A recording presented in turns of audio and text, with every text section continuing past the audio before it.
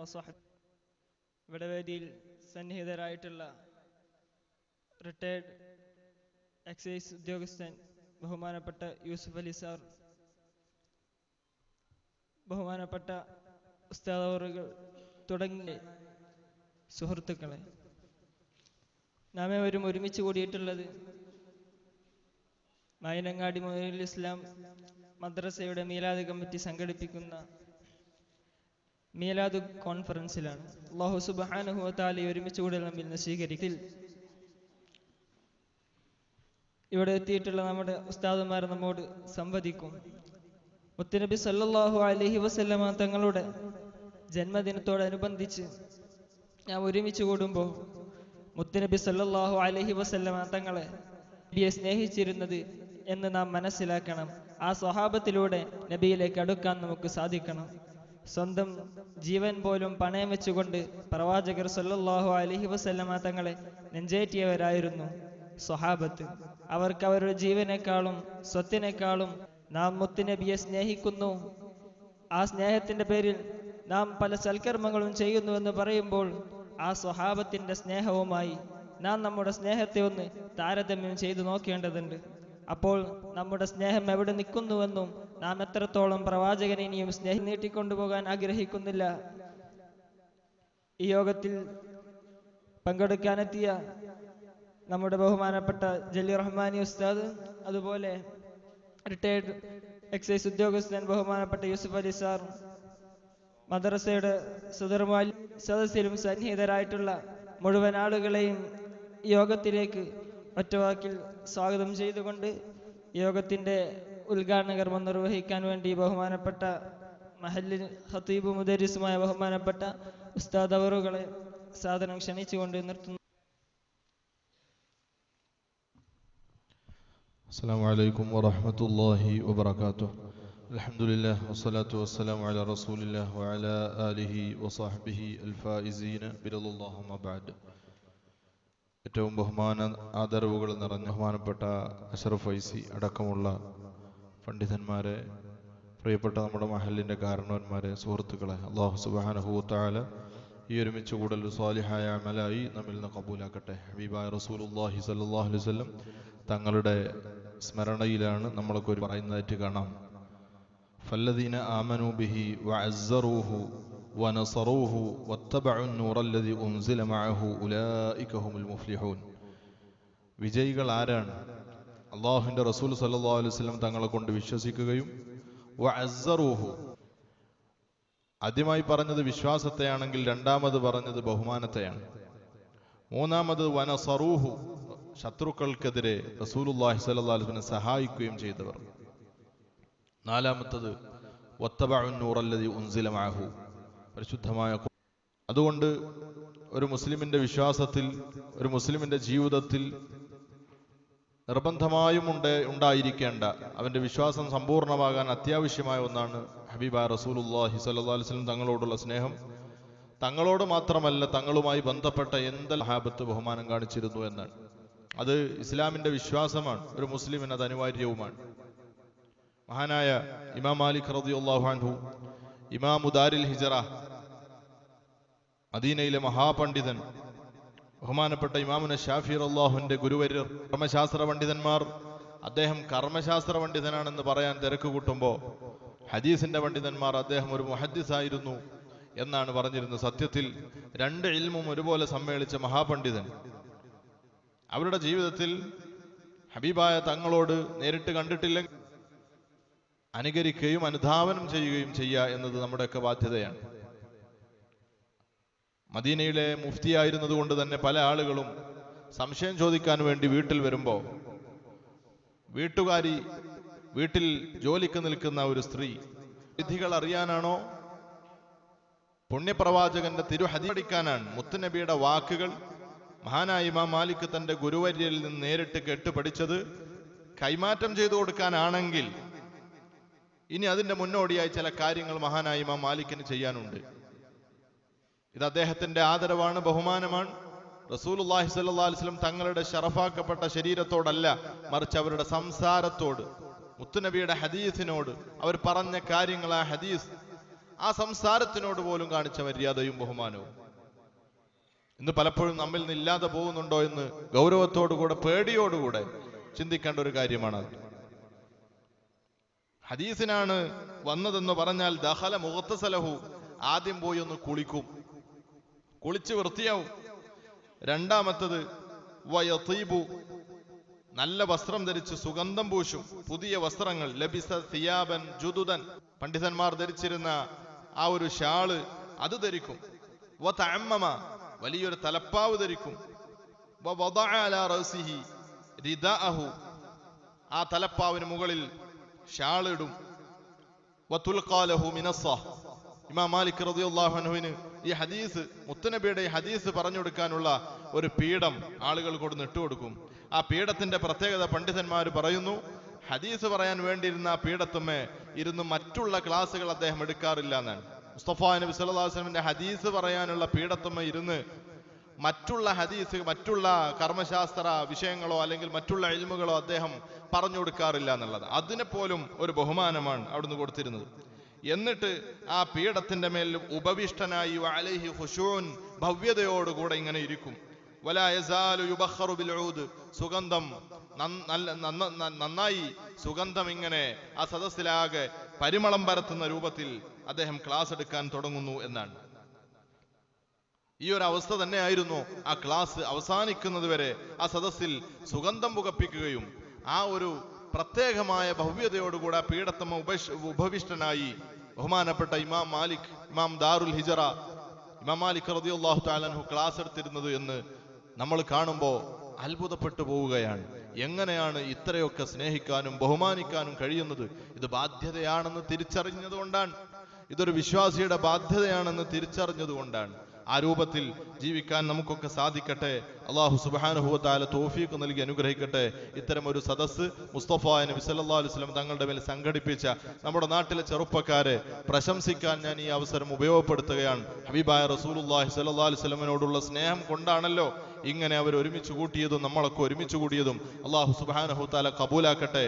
പരിശുദ്ധമായ റബീഉൽ അവ്വലിന്റെ 1-ാം തീയതി മുതൽ അവർ ജോലികളും തിരക്കുകളൊക്കെ മാറ്റി ഈ മദ്രസയും പരിസരത്തുമായി ഒരുമിച്ച് കൂടിയിരുന്ന് ഭാവി പദ്ധതികളെ കുറിച്ച് ആലോചിച്ച് ഇതിനു വേണ്ടി ഓടി നടക്കുകയും പരിശുദ്ധമായ ദീനിന് ഖിദ്മത്തും ചെയ്തുകൊണ്ടിരിക്കുന്ന നമ്മുടെ ചെറുപ്പക്കാർ, അല്ലാഹു സുബ്ഹാനഹു തആല അവർക്കൊക്കെ ദീർഘായുസ് നൽകി അനുഗ്രഹിക്കട്ടെ. ഇൻഷാ അല്ലാഹ് ഞാൻ അവസാനിപ്പിക്കുകയാണ്. അഊദു ബില്ലാഹി മിനശ് ശൈത്വാനിർ റജീം. ബിസ്മില്ലാഹിർ റഹ്മാനിർ റഹീം. ഇന്നാ ഫതഹ്നാ ലക ഫതഹൻ മുബീന എന്ന പരിശുദ്ധ വചനം കൊണ്ട് ഈ സംഗമം ഉദ്ഘാടനം ചെയ്തതായി അറിയിക്കുന്നു. അസ്സലാമു അലൈക്കും വറഹ്മത്തുള്ളാഹി വബറകാതുഹു.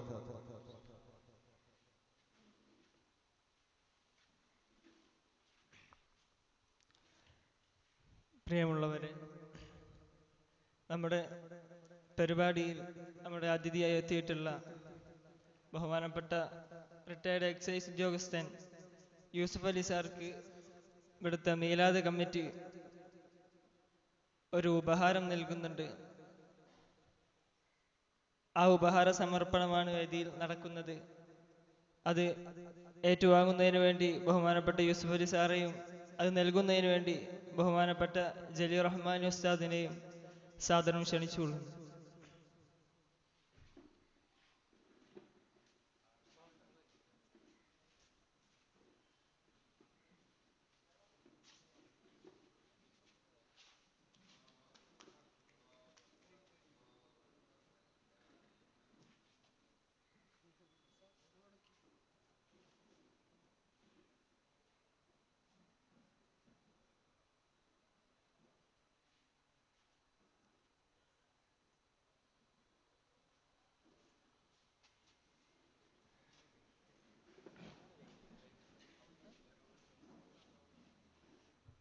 പ്രിയമുള്ളവരെ, നാം ഈ മീലാദ് കോൺഫറൻസ് കൊണ്ട് ഉദ്ദേശിക്കുന്നത് കേവലം ഒരു പ്രസംഗം കേട്ട് പോവുക എന്നതിലുപരി അതിൽ പറയപ്പെടുന്ന വിഷയങ്ങൾ, ഉപകാരപ്രദമായ കാര്യങ്ങൾ രേഖപ്പെടുത്തി അത് പകർത്തിയെടുക്കാനുള്ള ഒരു പഠന സെഷനായിട്ടാണ് ഇത് സംഘടിപ്പിച്ചിട്ടുള്ളത്.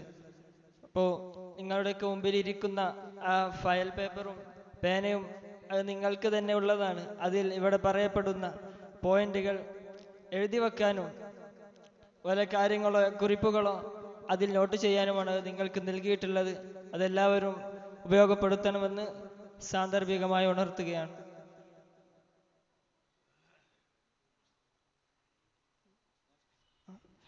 നമ്മോട് സംവദിക്കുന്നതിന് വേണ്ടി ബഹുമാനപ്പെട്ട ജലീൽ റഹ്മാനി ഉസ്താദിനെ സാദരം ക്ഷണിച്ചുകൊള്ളുന്നു. അസ്സലാമു അലൈക്കും. നമ്മുടെ മുഖ്യ അതിഥി എൻ്റെ സുഹൃത്ത് യൂസുഫ് അലി സാറാണ്. ഞാൻ ഈ കൂട്ടത്തിലുള്ള ആൾ തന്നെയല്ല, ഞാനും സംഘാടകനാണ്. അതിഥിക്ക് അവസരം കൊടുക്കുക എന്നുള്ളതാണ് മര്യാദ. അദ്ദേഹം സമാപന സമയത്ത് സമയം എനിക്ക് സംഭാവന ചെയ്യുകയാണെങ്കിൽ ആ സമയത്ത് ഇൻഷാ അല്ലാഹ് ഞാൻ ഇടപെട്ടോളാം. എല്ലാ ആദരവോടുകൂടി പ്രിയ സുഹൃത്തിനെ ക്ഷണിക്കുന്നു.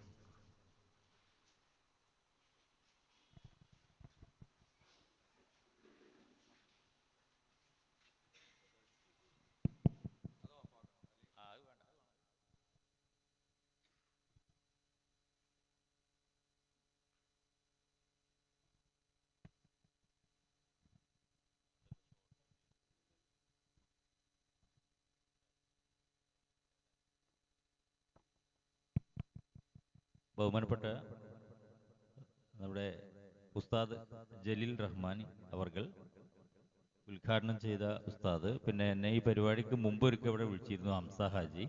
ഞാൻ ഈ മദ്രസയിൽ മുമ്പ് 2 പ്രാവശ്യം വന്നിട്ടുള്ളതാണ്. ഏകദേശം 6 മാസമേ ആയിട്ടുള്ളൂ. അന്ന് കുട്ടികളോട് ലഹരി വിരുദ്ധ പരിപാടികളെ രൂപത്തിൽ സംസാരിക്കുക എന്ന രൂപത്തിലാണ് അന്ന് വന്നിട്ടുള്ളത്. യഥാർത്ഥത്തിൽ നമ്മുടെ ഉസ്താദ് ജലീൽ റഹ്മാനി അവർകൾ ഇങ്ങനെ പല പുറത്തായാലും ഇവിടെ ആയാലും അദ്ദേഹത്തിൻ്റെ പരിപാടി പ്രധാനമായിട്ടും ഇങ്ങനെയുള്ള സദസ്സുകളിൽ സംസാരിക്കുകയാണ്. അങ്ങനെയുള്ള ഒരു സദസ്സിൽ സംസാരിക്കുന്ന സമയത്ത് താനൂര് ഒരു സ്ഥലത്ത് വെച്ചാണ് ഞാൻ അദ്ദേഹത്തെ പരിചയപ്പെടുന്നത്. അപ്പോൾ അതൊരു നല്ല സുഹൃത്ബന്ധമായി. അപ്പോൾ ആ ഒരു സ്നേഹത്തിൻ്റെ ഭാഗമായിട്ടാണ് അദ്ദേഹം ഇങ്ങനെയുള്ളൊരു പരിപാടിയിലേക്ക് എന്നെ ക്ഷണിച്ചത്. എനിക്കറിയാം ഇത്തരം സദസ്സുകളിൽ ഞാൻ സംസാരിക്കുന്നതിനേക്കാൾ ഉപരി അദ്ദേഹത്തിൻ്റെ വാക്കുകളും സംസാരവും കേൾക്കുന്നതിന് താല്പര്യമുള്ള ആളുകൾ ഉണ്ടാവാം, അതെനിക്കറിയാം. എങ്കിൽ പോലും അദ്ദേഹം ആ ആതിഥ്യ മര്യാദയുടെ ഭാഗമായിട്ട് എന്നെ ആദ്യമേ സംസാരിക്കാൻ വിളിച്ചതാണ്. ഞാൻ അതേ ബഹുമാനത്തോടു കൂടി ഉൾക്കൊള്ളുന്നു. അപ്പോൾ വേദിയിലുള്ളവർ, സദസ്സിലുള്ള എല്ലാവരോടും അസ്സലാമു അലൈക്കും. ഇത് വരാനിരിക്കുന്നത് പിന്നെ പ്രവാചകന്റെ ജന്മദിനത്തോടനുബന്ധിച്ചുള്ള പരിപാടിയാണ് ഇപ്പോൾ ഈ നടക്കുന്നത്. അതെനിക്ക് വ്യക്തമായിട്ട് അറിയാം. ആ തരം കാര്യങ്ങള് ഞാൻ സംസാരിക്കാൻ ആളല്ല, ഞാൻ അത്ര യോഗ്യനല്ല, അത്തരം കാര്യങ്ങളല്ല ഞാൻ സംസാരിക്കുന്നത്. പക്ഷെ വേറൊരർത്ഥത്തിൽ അതിലേക്ക് എത്തുന്നൊരു കാര്യം, കുറേ 1000 വർഷങ്ങൾക്ക് മുന്നേ ഒരാള്, അദ്ദേഹം നമ്മളീ പറഞ്ഞ ആള് എങ്ങനെയാണ് ജീവിക്കേണ്ടത് മനുഷ്യൻ എന്നുള്ളത് വളരെ മാതൃകാപരമായിട്ട് കാണിച്ചു തരാൻ ശ്രമിച്ച ഒരാളാണ്. അപ്പൊ അതിൻ്റെ പിൻപറ്റി പോരുന്ന ഒരു സമൂഹം എന്ന നിലക്ക് അത് നമ്മൾ എങ്ങനെ ആയിരിക്കണം എന്നുള്ളത് ഓരോ തരത്തിലും മദ്രസയിൽ ഓരോ പാഠപുസ്തകങ്ങളിലൂടെ പഠിപ്പിച്ചുകൊണ്ടിരിക്കുന്ന ഒരു തലമുറ നമുക്ക് മുന്നിലുണ്ട്. നമ്മളും അങ്ങനെ കഴിഞ്ഞു പോകുന്നവരാണ്. പക്ഷേ ഈ പുതിയ തലമുറയെ നമ്മൾ പ്രതീക്ഷിക്കുമ്പോൾ ഇതേപോലെ ഒരു നല്ല സമൂഹമായിട്ട് നമുക്ക് കിട്ടണം എന്ന് നമ്മുടെയൊക്കെ ഉള്ളിൽ ആഗ്രഹമുണ്ട്. പക്ഷേ പുതിയ കാലഘട്ടത്തിൽ, പുതിയ ലോകത്തിൽ നമ്മൾ മനസ്സിലാക്കേണ്ടത് ഇനിയുള്ള തലമുറയെ അങ്ങനെ കിട്ടുമോ എന്നതാണ്. അതിന് മതം കുറെ കാര്യങ്ങൾ പഠിപ്പിക്കുന്നുണ്ട്, ആ രൂപത്തിൽ പോകാൻ വേണ്ടി നിർദ്ദേശിക്കുന്നുണ്ട്. പക്ഷെ അതിൻ്റെ രൂപത്തിൽ മാത്രം ആളുകൾ ഉണ്ടാകുമോ? പുതിയൊരു തലമുറയെ ഇനി അതൊക്കെ പറയാൻ കിട്ടുമോ, കേൾക്കാൻ കിട്ടുമോ എന്നൊരു ലോകത്തിലേക്കാണ് നമ്മളിപ്പോൾ പുതിയ ജീവിക്കുന്ന കാലഘട്ടത്തിലുള്ളത്. അതിന് ചിലപ്പോൾ നമുക്ക് തോന്നും ഇയാൾ പറയുന്നതൊക്കെ തെറ്റാണ്, അങ്ങനെയൊന്നുമില്ല, അങ്ങനെ തോന്നുമായിരിക്കും. പക്ഷെ ഞാൻ ഒരു എക്സാമ്പിൾ പറയാം. ഞാൻ എക്സൈസ് ഡിപ്പാർട്ട്മെന്റിൽ ജോലി ചെയ്തിരുന്ന ആളാണ്. ഇപ്പോൾ 2024 മെയിൽ റിട്ടയർ ചെയ്തതാണ്. ഈ പരപ്പനങ്ങാടി ഓഫീസിൽ ഞാൻ ജോലി ചെയ്തിരുന്ന സമയത്ത് ഏകദേശം ഒരു 6-7-8 വർഷമൊക്കെ ആയിട്ടുണ്ടാവും. ഈ മിനി ഊട്ടി എന്ന് പറയുന്നൊരു സ്ഥലമുണ്ട് വേങ്ങരക്കടുത്ത്. അപ്പൊ അവിടെ നമ്മൾ ആ സമയത്തൊക്കെ ഇങ്ങനെ പോയാൽ ഒരു ചെറിയ, അന്ന് ഇത്രത്തെ പോലെ ടൂറിസ്റ്റ് സെന്റർ ആക്കിയിട്ടില്ല ആ സ്ഥലം. സമയം നോക്കിയതാണ് ഞാൻ, അദ്ദേഹത്തിനുള്ള സമയം കൂടി കൊടുക്കുള്ളൂ. അങ്ങനത്തെ അന്ന് കുറെ പാറപ്പുറം അവിടെ ഇവിടേക്ക് ഇങ്ങനെ ഒക്കെ ടീനേജ് ചെറുപ്പക്കാർ, കോളേജിലൊക്കെ പഠിക്കുന്ന അല്ലെങ്കിൽ സ്കൂൾ കഴിഞ്ഞു തുടങ്ങി അത്തരം പ്രായത്തിലുള്ള ചെറുക്കന്മാർ കാണാം പല ഭാഗത്തായിട്ട് അവിടെ ഇങ്ങനെ ഇരിക്കുന്നു. നമ്മൾ ആ ചെറുക്കന്മാരൊക്കെ നോക്കിയാൽ ഭൂരിപക്ഷവും അങ്ങനെ മുസ്ലിം കുട്ടികൾ തന്നെയാണ്. അപ്പൊ നമ്മൾ അവിടെ പെട്രോളിങ്ങിനായിട്ട് പോകും. മിക്കവാറും ചെറുക്കന്മാർ അവിടെ വന്നിട്ടാണ് ഈ മയക്കുമരുന്ന് ഉപയോഗിക്കുന്നത്. അപ്പൊ അവിടെ ഒന്ന് പരിശോധിക്കാൻ പോകും. അങ്ങനെ പരിശോധിക്കാൻ പോകുന്ന സമയത്ത് ഇവരെ നമ്മൾ പാൻസിന്റെ പോക്കറ്റ് കൈയിട്ടാൽ ആദ്യം കിട്ടിയ സിഗർ ലൈറ്ററാണ്, പിന്നെ സിഗരറ്റ് കിട്ടും. പിന്നെ നമ്മൾ അങ്ങേത്തല ഉള്ളിലൊക്കെ കൈയിട്ട് പരിശോധിച്ച് നോക്കിയാൽ അവരുടെ അടുത്ത് നിന്ന് അന്നൊക്കെ കിട്ടിയിരുന്നത് ഹാഷിഷ് ഓയിൽ എന്ന് പറയുന്ന ഒരു കറുത്ത ലേഹം പോലുള്ള ഒരു സാധനമുണ്ട്. ഒരു പ്ലാസ്റ്റിക് കൂടിനകത്തോ ചെറിയ ഡപ്പിക്കകത്തോ ഉള്ള ലേഹത്തിന്റെ പോലൊരു സാധനമാണ്. അത് എല്ലായിടത്തും ഞാൻ അങ്ങനെ ഓപ്പൺ ആയിട്ട് അതെങ്ങനെ ഉപയോഗിക്കുക എന്നുള്ളത് പറയാൻ പറ്റൂലെങ്കിൽ ഇവിടെ ഞാൻ പറയുകയാണ്. മുതിർന്നവരും കൂടി ഉള്ള അവരൊരു സിഗരറ്റിന്റെ മുകളിൽ അതാണ് ഉപയോഗിക്കുക. ചിലയിടത്ത് നിന്ന് കഞ്ചാവ് കിട്ടും. ഈ ചിലരിടത്ത് നിന്ന് നമുക്ക് ആദ്യം കിട്ടുക, ഞാൻ നിങ്ങൾ മനസ്സിലാക്കിയിരിക്കാൻ വേണ്ടിയിട്ട് പറയുകയാണ്, ചിലരിടത്ത് നിന്ന് ആദ്യം കിട്ടുക കണ്ണിലുറ്റിക്കുന്ന തുള്ളിമരുന്നാണ്, ഐ ഡ്രോപ്സ്. ഈ തുള്ളിമരുന്ന് കണ്ണിൽ അസുഖം ഉണ്ടായിട്ട് കൊണ്ടു കിടക്കുന്നതല്ല. കഞ്ചാവ് വലിച്ചിട്ട് കണ്ണ് ചോക്കുമ്പോൾ അത് അറിയാതിരിക്കാൻ വേണ്ടിയിട്ട് തുള്ളിമരുന്ന് ആദ്യം കിട്ടിയാൽ ബാക്കി നമ്മൾ ഉറപ്പാണ് അവൻ്റെ അടുത്ത് ഈ സാധനം ഉണ്ടാവുന്നവർക്ക് ബാക്കിയുള്ള പരിശോധിച്ചാൽ കിട്ടും. ഇങ്ങനെയൊക്കെ പല സാധനങ്ങൾ ഒരു ദിവസത്തെ അനുഭവം പറയുന്നത്. ആ ടാറ്റയുടെ ഹെക്സ എന്ന് പറയുന്ന ഒരു വലിയ വണ്ടിയാണ്, ഇന്നോവയുടെ വലിപ്പമുള്ള ഞങ്ങളുടെ തന്നുള്ളത്. അപ്പൊ ഞാൻ അതിൽ അത്രയും കുട്ടികളെ, ആളുകളെ, ഈ ചെറുക്കന്മാരെ കുറെ സാധനങ്ങൾ കിട്ടിയിട്ട് അവരെയൊക്കെ അടിച്ചുകൂട്ടി നമ്മൾ ഈ വണ്ടിയിലിട്ട് കൊണ്ടുപോവുകയാണ്, ഓഫീസിൽ എത്തിച്ചു. എന്നിട്ട് നമ്മൾ അവരുടെ നമ്പർ വാങ്ങിയിട്ട് വീട്ടിലേക്ക് വിളിക്കുകയാണ്. വിളിക്കുന്ന സമയത്ത് വീട്ടിൽ നിന്ന് ആദ്യം എന്താ പറയുക വെച്ചാൽ, ഞാൻ പറയും ഒന്നുകിലേ നിങ്ങളെ മകനാണ് നിങ്ങൾ ഇവിടെ പിടികൂടിയിട്ടുണ്ട്, അല്ലെങ്കിൽ എൻ്റെ അനിയനാണ്, അല്ലെങ്കിൽ ബന്ധപ്പെട്ട ആളോട് വിളിച്ചിട്ട് നിങ്ങൾ എന്നാ ഒരാൾ ഇവിടെ പിടികൂടിയിട്ടുണ്ട്. ചില ബാപ്പാരെന്താ പറയാറോ, നിങ്ങൾ വെറുതെ ഇല്ലാത്ത വർത്താനം പറയരുത്, നിന്റെ മോനെ അങ്ങനത്തെ പണിയൊന്നും ചെയ്യൂല.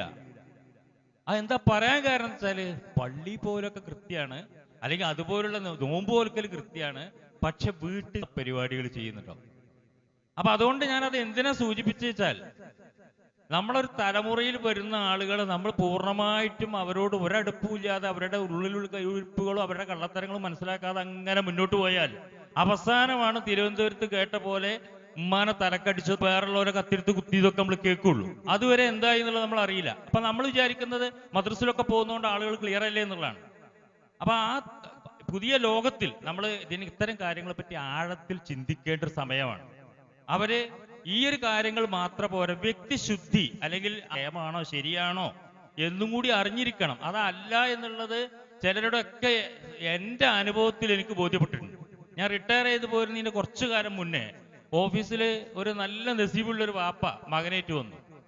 ഒരു ഏകദേശം ഡിഗ്രി പ്രായമാണ്, ഡിഗ്രി ആയിട്ടില്ല. അവൻ കരഞ്ഞുകൊണ്ട് എന്നോട് പറഞ്ഞത് 30 വർഷം ഞാൻ, അയാൾ പറയണം, ഗൾഫിൽ ജോലി ചെയ്താണ്.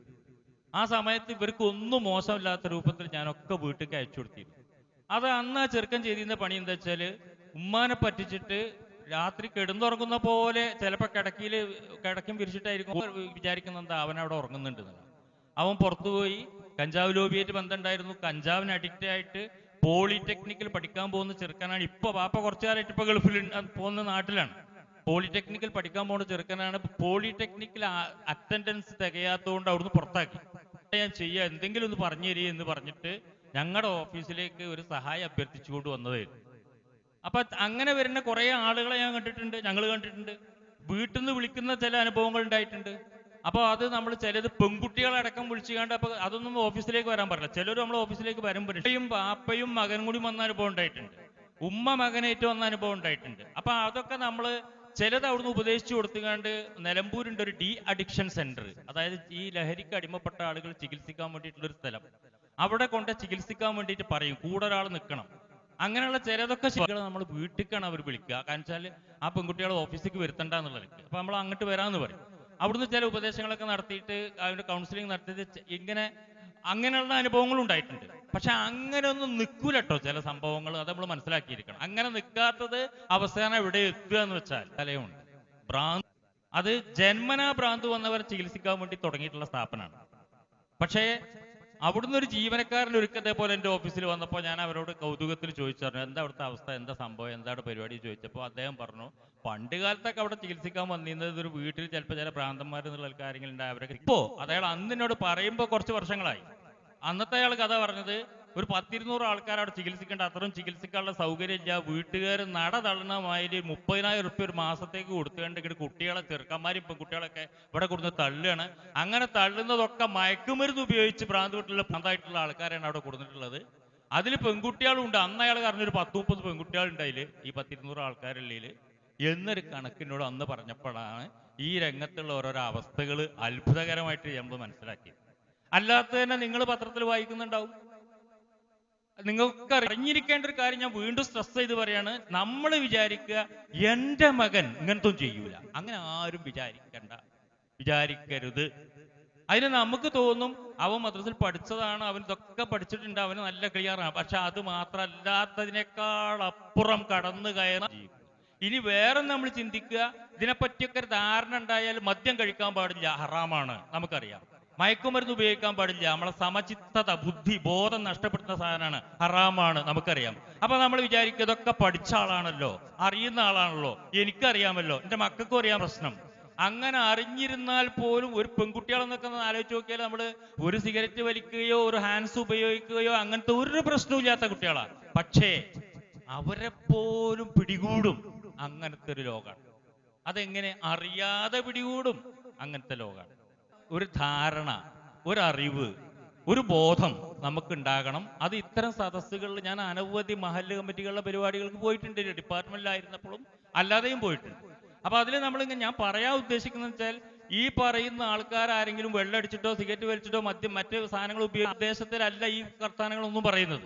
നേരെ മറിച്ച് ഇതൊക്കെ പറയുമ്പോൾ ചില ധാരണകൾ നമ്മൾ മക്കളെ പറ്റിയും പുതിയ തലമുറയെ പറ്റിയും നമുക്ക് ഉണ്ടായാലേ നമ്മൾ ഇതിനെപ്പറ്റി ഒരു കരുതലോടെ ഇരിക്കുള്ളൂ. മക്കളുടെ കാര്യത്തിൽ നമ്മളൊരു കരുതലോടെ ഇരിക്കുള്ളൂ. അതില്ലെങ്കിൽ പിടുത്തം വിട്ടുപോകും. ഒരു തലമുറ നമുക്ക് കിട്ടാണ്ടാവില്ല. നമ്മള് ഒരു രാജ്യത്തേക്ക് മറ്റൊരു രാജ്യത്തെ നശിപ്പിക്കാൻ വേണ്ടി ബോംബിടണ്ട, മയക്കുമരുന്നായിട്ട് കയറ്റി അയച്ചാൽ മതി. ആ രൂപത്തിൽ നമ്മളെ തുറമുഖങ്ങളിലൂടെ ഈ സാധനം എത്തുന്നുണ്ട്. ഗുജറാത്ത് തുറമുഖത്ത് നിന്ന് പിന്നെ ഈ അദാനി തുറമുഖങ്ങളിലൂടെ കോടികളുടെ സാധനം ഓരോ ഭാഗത്തേക്കും എത്തുന്നപ്പോ ദുരൂഹമായി ആരെങ്കിലും കളിക്കുന്നതാണെന്നൊക്കെ തോന്നിപ്പോവും. പക്ഷേ ഇപ്പൊ ബാംഗ്ലൂരൊക്കെ പറഞ്ഞ വൃത്തികെട്ട സ്ഥലമാണ് ഇത്തരം കാര്യങ്ങളുടെ കാര്യത്തിൽ. നമ്മുടെ നാട് കുറെ കൂടി ഒരു എന്താ പറയാ, ഒരു ബീഡി കഞ്ചാവ് ഒരാളത്ത് നിന്ന് കണ്ടാൽ പിടികൂടും. പക്ഷെ പുറത്തേക്ക് പോയാല് കഞ്ചാവ് നിയന്ത്രിക്കാൻ വേണ്ടിയിട്ട് ദേശീയമായിട്ട് NDP സൈക്കോട്രോപിക് സബ്സ്റ്റാൻസസ് ആക്ട് എന്ന് പറയുന്ന ഒരു നിയമമുണ്ട്. NDPS, പി എന്ന് പറയുന്നത് സൈക്കോട്രോപിക് എന്നുള്ളതിന് പി എന്ന് ആദ്യം എഴുതുക. അപ്പൊ അവരവിടെ എഴുതുന്നിടപ്പം ഞാൻ പറഞ്ഞു NDPS. അപ്പോ ഈ ആക്ട് 1985 ഉണ്ടാക്കിയ ഒരു നിയമം ദേശീയ തലത്തിൽ നമുക്കുണ്ട്. പോലെ നടപ്പാക്കേണ്ട നിയമമാണെങ്കിൽ പോലും ഇന്ത്യയിൽ എല്ലായിടത്തും ഒരുപോലെയല്ല. അതായത് ഈ ദക്ഷിണേന്ത്യ വിട്ടാൽ, ദക്ഷിണേന്ത്യ എന്ന് പറയേണ്ട, ആന്ധ്രയിൽ നിന്നാണ് ഇങ്ങോട്ട് കഞ്ചാവ് വരുന്നത്. ഇനി ആ ഉത്തരേന്ത്യയിലേക്ക് പോയാൽ കഞ്ചാവ് വലിച്ചുകൊണ്ടിരിക്കുന്ന ആൾക്കാർ ചില പട്ടണങ്ങളിൽ കഞ്ചാവ് അരച്ചു കൊടുത്തിട്ട് ഈ ഐസ്ക്രീം പോലുള്ള സാധനത്തിൽ ചേർത്തിട്ട് വ്യാപകമായിട്ട് ഉപയോഗിക്കും. ഭാങ് എന്ന് പറയുന്നൊരു സാധനമുണ്ട്. അപ്പൊ ഇതൊക്കെ ഈസി ആയിട്ട് ഇന്ത്യയിൽ തന്നെ പല ഇത്തരം സാധനങ്ങൾ ഉപയോഗിക്കുന്നത്. അതൊക്കെ നമ്മൾ മനസ്സിലാക്കിയിരിക്കണം. പൊതുവേ ആദ്യൊരു ചിത്രം ഞാൻ പറഞ്ഞാണ്. പൊതുവേ നമുക്ക് ആകെ അറിയാമായിരുന്ന ഒരു കാര്യം എന്തേ ഉള്ളൂ, വെള്ളടിക്കുക അല്ലെങ്കിൽ മദ്യം കഴിക്കുക മാത്രമേ നമ്മൾ പറഞ്ഞു കേട്ടിരുന്നുള്ളൂ. വെള്ളടി, അതാണ് ഒരു മയക്കുമരുന്ന് അല്ലെങ്കിൽ ഒരു ലഹരി വസ്തു എന്നുള്ളതിനൊക്കെ നമ്മൾ കേട്ടിരുന്നുള്ളൂ. വെള്ളടി എന്നുള്ളത് ലഹരി വസ്തു എന്നുള്ളതിലേക്ക് കേട്ടിരുന്നു. അതിൽ തന്നെ എല്ലാവരും അറിയാൻ വേണ്ടിയിട്ട് ഞാൻ ഒരു പരിചയപ്പെടുത്തൽ പറയുകയാണ്. ഈ തെങ്ങിൽ നിന്ന് ചെത്തുന്ന കള്ള് ആണ് അറിയപ്പെടുന്ന സാധനം. അതില് ആൽക്കഹോളാണ് എല്ലാ മനുഷ്യന്മാരെയും ഈ മദ്യത്തിൽ കിക്കാകാൻ വേണ്ടി പറ്റുന്ന സാധനം ആൽക്കഹോൾ അല്ലെങ്കിൽ സ്പിരിറ്റ് എന്ന് പറയും. നമ്മൾ ഷേവ് ചെയ്യാൻ ഉപയോഗിക്കുന്ന ആഫ്റ്റർ ഷേവ് വരെ ആൽക്കഹോൾ അടങ്ങിയതാണ്. ആ ആൽക്കഹോളിൽ യഥാർത്ഥത്തിൽ വിഷം ചേർത്തിട്ടുണ്ട്. ഈ മദ്യം ഈ ആൽക്കഹോളാണെന്ന് ഞാൻ പറഞ്ഞല്ലോ. ആൽക്കഹോള് പിന്നെ ഷേവ് ചെയ്യാൻ ഉപയോഗിക്കുന്ന ആൽക്കഹോളിൽ വിഷം ചേർക്കാനുള്ള കാരണം അത് ആളുകൾ എടുത്ത് കഴിക്കും. ഇന്ന സാധനം മദ്യം കിട്ടായിട്ട് ഇങ്ങനത്തെ സാധനം വന്നുകാണ്ട് മരിക്കുന്ന അറിഞ്ഞാലും കുടിക്കുന്ന ടീമുണ്ട്. ഏത്? ഈ ആഫ്റ്റർ ഷേവ് ലോഷൻ. ഈ ആഫ്റ്റർ ഷേവ് ലോഷനിൽ പിന്നെ ആൽക്കഹോൾ അടങ്ങിയിട്ടുണ്ട്. അതിന്റെ കൂട്ടത്തിൽ മീഥൈൽ എന്നൊരു സാധനം വിഷമായിട്ട് ചേർത്തേക്കണം, അത് ഉള്ളിലേക്ക് കഴിക്കാതിരിക്കാൻ. ഈഥൈൽ ആൽക്കഹോളാണ് മദ്യം പറയുന്നത്. ആൽക്കഹോള് അല്ലെങ്കിൽ നമുക്ക് സ്പിരിറ്റ്, ഇതൊക്കെ തൽക്കാലം പറഞ്ഞിരിക്കാം. ഈ കരിമ്പിന്റെ അതിൽ നിന്നുണ്ടാക്കുന്ന പെട്രോളിൽ ചേർക്കാൻ പോകുന്ന ഒരു സാധനത്തിന്റെ പേര് ഇപ്പൊ അടുത്ത് 20% പെട്രോളിൽ ചേർക്കാൻ എത്തനോൾ. അത് ആ രൂപത്തിലൊക്കെയാണ് ഈ മദ്യം. അപ്പൊ ഞാൻ അത്ര ഡീറ്റെയിൽ ആയിട്ട് പോണില്ല. തെങ്ങിന് നിന്ന് ചെത്തു എന്നുള്ളത് 5% ആൽക്കഹോൾ അടങ്ങിയ ബിയറാണ്. ബിയർ എന്ന് എല്ലാവരും നിങ്ങളിവിടെ പറഞ്ഞു കേട്ടിട്ടുണ്ടാവും. ബിയർ. മറ്റൊരു സാധനം ഉള്ളത് നമ്മൾ മാർക്കറ്റിൽ അവൈലബിൾ ആയിട്ടുള്ള മദ്യത്തിന്റെ ഒരു വിഷയം ഞാൻ പറയുന്നത്, 18% ആൽക്കഹോൾ കണ്ടന്റ് അടങ്ങിയിട്ടുള്ള വൈനാണ്. പിന്നെ ഉള്ളതാണ് നിങ്ങൾക്ക് കേട്ട് എന്നൊക്കെ പറയുന്ന സാധനം. അങ്ങനെ ജിന്ന് എന്ന് പറയുന്നൊരു സാധനം ഉണ്ട്. വോഡ്ക്കന്റെ രൂപത്തിൽ വെള്ളത്തിന്റെ അതേ രൂപത്തിലുള്ള നിറമായിട്ടുള്ളതാണ്. ലൈറ്റ് ഷെയ്ഡോ അങ്ങനെ ഒന്നും ഉണ്ടാവില്ല. അത് ഇത്രയും സാധനങ്ങളിൽ ഒരു 35-40% അടുത്ത് ആൽക്കഹോൾ ഉണ്ടാവും. അപ്പോ ഒരു പുതിയ തലമുറയിൽപ്പെട്ട പുതിയ ആൾക്കാർ, ചെറുക്കന്മാർ അത് ആൽക്കഹോൾ പ്രശ്നമില്ല എന്നൊക്കെ പറഞ്ഞിട്ടാണ് ആദ്യം തുടങ്ങുക. 5% പ്രശ്നമില്ല. അത് ഇപ്പൊ കോളേജിലൊക്കെ പോകണം, അല്ലെങ്കിൽ അങ്ങനെയുള്ള ആ തുടങ്ങിയ ഒരാള് ഒരു ദിവസം ഒരു 650 ml കുപ്പി ഒരു ദിവസം ഒരുത്തന്നെ ഉപയോഗിച്ച് കഴിഞ്ഞാൽ അടുത്ത കുറച്ച് ദിവസങ്ങൾക്ക് ഉള്ളിൽ അവന് തോന്നുന്നു ഒന്നുകൂടി അടിക്കണം തോന്നുന്നു. അപ്പൊ അത് മതിയാവില്ല. പിന്നെ ബ്രാൻഡി, വിസ്കിയിൽ അത്തരം സാധനങ്ങളിലേക്ക് അപ്പൊ അത് കുടിക്കാൻ തുടങ്ങും. പിന്നെ അതിന്റെ ആളാവും. അങ്ങനെ കല്യാണമൊക്കെ കഴിക്കുന്ന സമയത്ത് ഇവർ വെള്ളടിക്കാരനാണെന്ന് ഭാര്യയ്ക്ക് മനസ്സിലാവും. അന്ന് തന്നെ ഭാര്യ വിചാരിക്കും എന്റെ കാര്യം പോക്കാണ്. ഇതൊക്കെ നിങ്ങൾ മതവിഭാഗത്തിന്റെ അടിസ്ഥാനത്തിൽ മാത്രം വേർതിരിക്കണ്ട കേട്ടോ. എല്ലാ മതവിഭാഗത്തിന്റെ അടിയിലും ഇങ്ങനത്തെ കള്ളത്തരങ്ങൾ ചെയ്യുന്ന ആള് കുറച്ചുകൂടി കഴിയുമ്പോൾ മക്കളൊക്കെ ഉണ്ടാവുമ്പോൾ ഭാര്യ പറയും, മനുഷ്യങ്ങൾക്ക് നിർത്തിക്കൂടെ, ഈ കുട്ടികൾ ഇത് കാണുന്നില്ലേ, എത്ര കാലമായി തുടങ്ങിയിട്ട് എന്ന് പറയുമ്പോൾ അയാൾ പറയും, നിർത്തിയടി, ഞാൻ നാളെ ഓക്കെ ആയിരിക്കും, ഇന്നും കൂടി ഉള്ളൂ, നാളെ ഉണ്ടാവില്ല. അടുത്ത ദിവസവും മൂപ്പര് സാധനം അടിച്ചിട്ടേ വരിക. അപ്പൊ ഭാര്യ കരഞ്ഞിട്ട് പറയും, എത്ര കഴിയില്ല. അതാണ് അതിന്റെ പ്രത്യേകത. ആ അവസ്ഥയ്ക്ക് എത്തുന്ന അത് മദ്യത്തിന്റെ കാര്യത്തിൽ കുറച്ച് കാലം പിടിച്ചിട്ടുള്ളതാണെങ്കിൽ, ഇനി മയക്കുമരുന്നിന്റെ കാര്യത്തിൽ ഞാൻ പറഞ്ഞു, അത് ഈ സംഗതികളൊക്കെ ഒന്ന് പരിചയപ്പെടുത്തിയാട്ടോ ഞാൻ, നിങ്ങൾ ഇതൊക്കെ അറിഞ്ഞിരിക്കല്ലോ. മയക്കുമരുന്നിന്റെ കാര്യത്തിൽ പറയുന്നത് ഹാലൂസിനേഷൻ ഉപയോഗിക്കുമ്പോൾ ചിന്തകളെയും നമ്മുടെ മനസ്സിനെയും ശരീരത്തെയും ഒറ്റയടിക്ക് മാറ്റി മറിക്കുന്ന തരത്തിലുള്ള സാധനങ്ങളെയാണ് മയക്കുമരുന്നുകൾ അല്ലെങ്കിൽ ഹാലൂസിനോജനുകൾ എന്ന് പറയും. ഇപ്പൊ നമുക്ക് ഏറ്റവും പരിചയമുള്ള ഒരു സാധനം കഞ്ചാവാണ്. അത് കൃഷി ചെയ്തുണ്ടാക്കുന്ന, പ്രകൃതിയിൽ നിന്ന് കൃഷി ചെയ്തുണ്ടാക്കുന്ന ഈ വിഷയം ഉണ്ടാക്കുന്ന സാധനം. അപ്പൊ നമ്മൾ ആയുർവേദ മരുന്നുകൾക്ക് ചെടി കൃഷി ചെയ്തുണ്ടാക്കിയതാണെങ്കിൽ അതിന് ഓരോ പ്രത്യേകത ഉണ്ടല്ലോ എന്ന് പറഞ്ഞപ്പോൾ അങ്ങനെ അത് ഒരു തരം മയക്കുമരുന്നാണ്. മറ്റൊന്ന് നമുക്ക് ഈ മേലെ സർജറി ചെയ്യുമ്പോൾ മയക്കാൻ വേണ്ടി ഉപയോഗിക്കുന്ന തരത്തിലുള്ള മരുന്ന് ഉണ്ടാക്കാൻ ഒപ്പിയം ചെടിയിൽ നിന്നുണ്ടാകുന്ന ഒരു ടെന്നീസ് ബോൾ വലുപ്പത്തിലുള്ള ഒരു കായ, അതിമൊന്ന് കോരിയെടുക്കുന്ന ഒരു കറുണ്ട്. അതിന്റെ ആൽക്കലോയിഡുകളിൽ നിന്ന് വേർതിരിച്ചെടുക്കുന്ന പലതരത്തിൽ കറുപ്പ് എന്ന് നിങ്ങൾ മുമ്പ് കേട്ടിട്ടുണ്ടാവും. കറുപ്പ് യുദ്ധം വരെ കേട്ടിട്ടുണ്ട് അല്ലെ? ആ കറുപ്പ് ഇതാണ് സാധനം. അത് അതിൽ നിന്ന് ഉണ്ടാക്കുന്നതാണ്. അത് കുറെ രൂപത്തില് സർജറിക്കൊക്കെ ചെയ്യാൻ വേണ്ടി മയക്കാൻ വേണ്ടിയിട്ട് അംഗീകൃത രൂപത്തിൽ ഉപയോഗിക്കും. അത് അംഗീകൃത രൂപത്തിൽ കൃഷി ചെയ്യുന്നുണ്ട്. കഞ്ചാവ് അംഗീകൃതമായിട്ടോ അല്ലാതെ ഇഷ്ടം പോലെ ഇന്ത്യയിൽ കൃഷി ചെയ്യുന്നുണ്ട്. അപ്പൊ രണ്ടാമതൊരു മയക്കുമരുന്ന് രൂപത്തിൽ ഞാൻ ഇപ്പൊ പറഞ്ഞു കഴിഞ്ഞു. ഒന്ന് കഞ്ചാവ്, മറ്റൊന്ന് ഓപ്പിയം പോപ്പി. മറ്റൊന്ന് ഒരിക്കൽ ഞാൻ ഇവിടെ ഒരു പരിപാടിക്ക് പറഞ്ഞപ്പോൾ ഉസ്താദ് പിന്നെ എന്നെ അതിനെ കയറിക്കൊള്ളാൻ കാര്യം പറഞ്ഞപ്പോഴാണ് ഉസ്താദ് അതിനെപ്പറ്റി എന്നോട് തിരുത്ത് പറഞ്ഞത്. അതൊക്കെ ഞാനത് പറയുന്നില്ല, അതുകൊണ്ട്. പക്ഷേ വേറെ രൂപത്തിൽ പറയാം. ഈ കാട്ട് എന്ന് പറയുന്ന ഒരു സാധനം, ഒരു ഇല ഉപയോഗിക്കുന്ന യമൻകാരെ പറ്റി ഞാനൊരു വീഡിയോ കണ്ടു. അതിൽ പറയുന്നത് ആ യമനിൽ ഒരു 1000-600-700 വർഷങ്ങൾക്ക് മുമ്പ് കുറെ ആയിരുന്നു നമ്മൾ ഇന്ന് മോശമായി കാണുന്ന യമൻ. പക്ഷെ ആ യമനില് അതേപോലെ ഒരു കാർഷികോൽപ്പന്നം എന്ന നിലക്ക് അറേബ്യൻ കോഫി കൃഷി ചെയ്തിരുന്നു. അത് ആ നാട്ടിന് ഏറ്റവും സാമ്പത്തികമായിട്ട് ഗുണം ഉണ്ടാക്കി കൊടുത്തിരുന്ന ഒരു സാധനമാണ് അറേബ്യൻ കോഫി. അങ്ങനെ പോയിക്കൊണ്ടിരുന്ന ആ രാജ്യത്ത് അങ്ങനെ എന്തൊക്കെ പറയാ, ഇലക്ക് എന്തായാലും ഒരു ഇലയാണ് സംഭവം, അവിടെ പരിചയപ്പെടുത്തി. അവിടുത്തെ ചെറുപ്പക്കാർ ഈ സാധനം ഉപയോഗിക്കാൻ തുടങ്ങി. ആ ഇല തിന്നാൻ തുടങ്ങി. ഇല തിന്നുമ്പോൾ അവിടെ വീഡിയോയിൽ കാണിക്കുന്നുണ്ട് ഈ ചെറുക്കസം, ഭയങ്കര താല്പര്യം. അങ്ങനെ കുടുങ്ങി കൂടുതൽ ആളുകൾ അതിൽ കുടുങ്ങിക്കൊണ്ടിരിക്കുന്നു.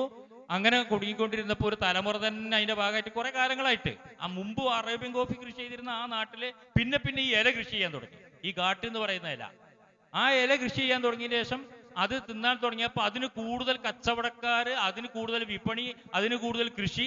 അങ്ങനെ വന്നപ്പോ അറേബ്യൻ കോഫിയുടെ ഉൽപാദനം ചുരുങ്ങി. ആ നാട്ടിന് സാമ്പത്തികമായിട്ട് വരുമാനം ഉണ്ടായി കൊടുത്തിരുന്ന ആ സാധനം ഇല്ലാതായി. ചുരുക്കത്തില് ആ നാട് നശിക്കാൻ വരെ ഈ ഇല തിന്നുന്ന ജനങ്ങൾ കാരണക്കാരായി. അങ്ങനെ ആ നാട് നശിച്ചുള്ള ഒരു തെളിവാണ് അത്. മറ്റൊരു മയക്കുമരുന്നാണെന്നുള്ള അനുഭവത്തിൽ നിന്ന് ഞാൻ ഓർമ്മപ്പെടുത്തി പറഞ്ഞു എന്നേ ഉള്ളൂ. ഏറ്റവും നല്ല തെളിവാണ് ആ നാട് നശിക്കാൻ അത് കാരണമായി എന്നത്. അതോടൊപ്പം മറ്റൊരു സാധനം, ഈ ലാറ്റിൻ അമേരിക്കൻ രാജ്യങ്ങൾ ഉൽപ്പാദിപ്പിക്കുന്ന കൊക്ക അല്ലെങ്കിൽ കൊക്കൈൻ ഉൽപ്പാദിപ്പിക്കുന്ന കൊക്കോ എന്ന് പറയുന്ന ഒരു സാധനമാണ്. നമ്മൾ സാധാരണ അനുഭവമുള്ള കൊക്കോ അല്ല, അത് മറ്റൊരു സാധനം. ഇനി അതൊന്നുമല്ലാതെ പുതിയ കാലഘട്ടത്തിൽ നിങ്ങളൊക്കെ എന്നും പത്രത്തിൽ വായിച്ചു കൊണ്ടിരിക്കുന്ന, കേൾക്കുന്ന ഭയങ്കര അപകടം പിടിച്ചൊരു സാധനം ഞാൻ പറയാതെ നിങ്ങൾ ആരെങ്കിലും ഒന്ന് പറഞ്ഞാൽ മതി. ഇന്നിപ്പോ കേൾക്കുന്ന രാസലഹരി, MDMA എന്നും കേൾക്കുന്നതാണ്. എന്നും നിങ്ങൾ പത്രത്തിൽ വായിച്ചു നോക്കുക. എന്ന് നോക്കിയാലും ഒരു 2 ആളോ 3 ആളോ ഒരാളോ പിടികൂടപ്പെട്ടിട്ടുണ്ടാവും. MDMA അതിപ്പോ പറഞ്ഞു, ഒരാൾ പറഞ്ഞു MDMA, മെത്തലിൻ ഡയോക്സി മെത്താംഫെറ്റമിൻ എന്ന് പറയുന്ന ഒരു കെമിക്കലാണ്. ഇത് ലബോറട്ടറിയിൽ ഉണ്ടാക്കുന്നതാണ്. മറ്റേതിപ്പോൾ നമ്മൾ പറഞ്ഞു കഞ്ചാവിന്റെ THC എന്ന് പറയുന്ന സാധനം തലക്ക് പിടിക്കാൻ കാരണമായിട്ടുള്ള അതാണെന്ന് പറഞ്ഞു. എന്നാൽ ഈ സാധനം ഇപ്പൊ നമ്മൾ എസൻസ് ഉണ്ടാക്കുന്നു എന്ന് പറഞ്ഞ പോലെ ഇപ്പൊ വാനില കൃഷി ചെയ്തുണ്ടാക്കുക, അത് ആ ചെടിയിൽ നിന്ന് കിട്ടും. അതേ സമയത്ത് വാനിലന്റെ എസൻസ് ലാബോറട്ടറിയിൽ കെമിക്കലാക്കി ഉണ്ടാക്കിയിട്ട് ഐസ്ക്രീമിലും മറ്റും വാനില ടേസ്റ്റ് കിട്ടും. അപ്പൊ അത് കുടിച്ചാന്നാ പറയുന്നത്. ആ സാധനം ഇപ്പൊ ആന്ധ്രാപ്രദേശിൽ ഇവിടുത്തെ എക്സൈസ് ടീം പോയിട്ട് അവിടുന്ന് ഒരു ചങ്ങാതിനെ ആന്ധ്രയിലൊക്കെ അംഗീകരിച്ച രൂപത്തിൽ അതായത് വേറെ ശല്യമൊന്നും ഇല്ലാതെ വലിയ ഫാക്ടറി ഉണ്ടാക്കിയിട്ട് അതിലുണ്ടാക്കിക്കൊണ്ടിരിക്കുകയാണ്. ബാംഗ്ലൂർ ചെയ്യുന്നത് ചില റൂമുകൾ എടുത്തിട്ട് ഹരിയാന ബാംഗ്ലൂരൊക്കെ ചെയ്യുന്നത്. അപ്പൊ അവിടെ നിന്നൊക്കെ അതിന് എല്ലാവരും അറിഞ്ഞിരിക്കാൻ വേണ്ടി പറയാണ്, ഉപ്പുകല്ല് പോലെ കൽക്കണ്ടത്തിന്റെ ക്രിസ്റ്റൽ പോലെ ഒരു ചെറിയ സാധനം, ഒരു തരി. ആ തരിക്ക് ഒരു തവണ ഈ സാധനം ആൾക്കാർ തലക്ക് കിക്ക് പിടിക്കാൻ വേണ്ടി ചെറുക്കന്മാർ ഉപയോഗത്തിന്. മദ്യത്തിനുള്ള ഒരു വിഷയം, മദ്യം കഴിക്കണമെങ്കിൽ ഒരു ഗ്ലാസ് വേണം, ഒഴിക്കാനേക്കൊരു വെള്ളക്കുപ്പി വേണം, കൊണ്ട് നടക്കാൻ അരയിൽ തിരിയും മദ്യക്കുപ്പി കൊണ്ടു നടക്കാൻ കുറച്ച് വിഷമാണ്. ഇനി അത് കുടിക്കാൻ ഇരിക്കണമെങ്കിൽ സൗകര്യമുള്ള സ്ഥലം വേണം. പുറത്ത് ആൾക്കാർ കഴിക്കുമ്പോൾ ഇങ്ങനത്തെ ഒരു പ്രശ്നവും ഇല്ല. ഒരു കൊണ്ടു നടക്കാൻ എളുപ്പമാണ്, ആകെ തരികളാണ് ചെറിയ, ആരും അറിയില്ല. കഴിച്ചാലൊരു മനുഷ്യൻ, ഉപയോഗിച്ചാൽ ഒരു മനുഷ്യൻ അറിയില്ല. ഇങ്ങനെയുള്ള സൗകര്യങ്ങളൊക്കെ കൂടിയിട്ട് ആ വസ്തുവിന്റെ വ്യാപനം വളരെ കൂടുതൽ മണിക്കൂർ തലക്ക് പ്രാന്തായിങ്ങാണ്ട് മറ്റേ പിന്നെ ആളെ കത്തിയെടുത്ത് കുത്താനും ചുറ്റിക കൊണ്ടടിക്കാനും. ഇപ്പൊ ഇന്ന് ഞാൻ ഒരു വീഡിയോയിൽ കണ്ടതാണ്, ഇന്നും കഴിഞ്ഞ ദിവസം ഒരു റിട്ടയർഡ് ചെയ്തിട്ടുള്ള എന്റെ പോലുള്ള ഒരു പോലീസ് ഓഫീസർ, അയാൾ പറയാണ് ഒരു MDMA പിടിക്കാൻ വേണ്ടിയിട്ട് ഒരു വീട്ടിൽ ചെന്നപ്പോ ആ ഇവരുടെ ടീമിനോട് പറഞ്ഞാണ്, എൻ്റെ മകൻ ഇവിടെ കാലിന് ആക്സിഡന്റ് പറ്റിയിരിക്കുന്നുണ്ട്. ഇപ്പോ കാലിന് ആക്സിഡന്റ് പറ്റിയത് എങ്ങനെയാ വെച്ചാല് MDMA ഉപയോഗിച്ച് ബൈക്ക് ഓടിച്ചതാണ്. അപ്പൊ ഒക്കെ തകർന്ന് കാലിന് ആക്സിഡന്റ് പറ്റി ഇവിടെ ഇരിക്കണം. അപ്പൊ അവന് MDMA കൊണ്ടുവരാൻ വേണ്ടിയിട്ട് ഒരാളോട് വിളിച്ച് പറയുന്നത് ഞാൻ കേട്ടു, നിങ്ങൾ വന്ന് കൊണ്ടുവന്ന ആളെ പിടികൂടി.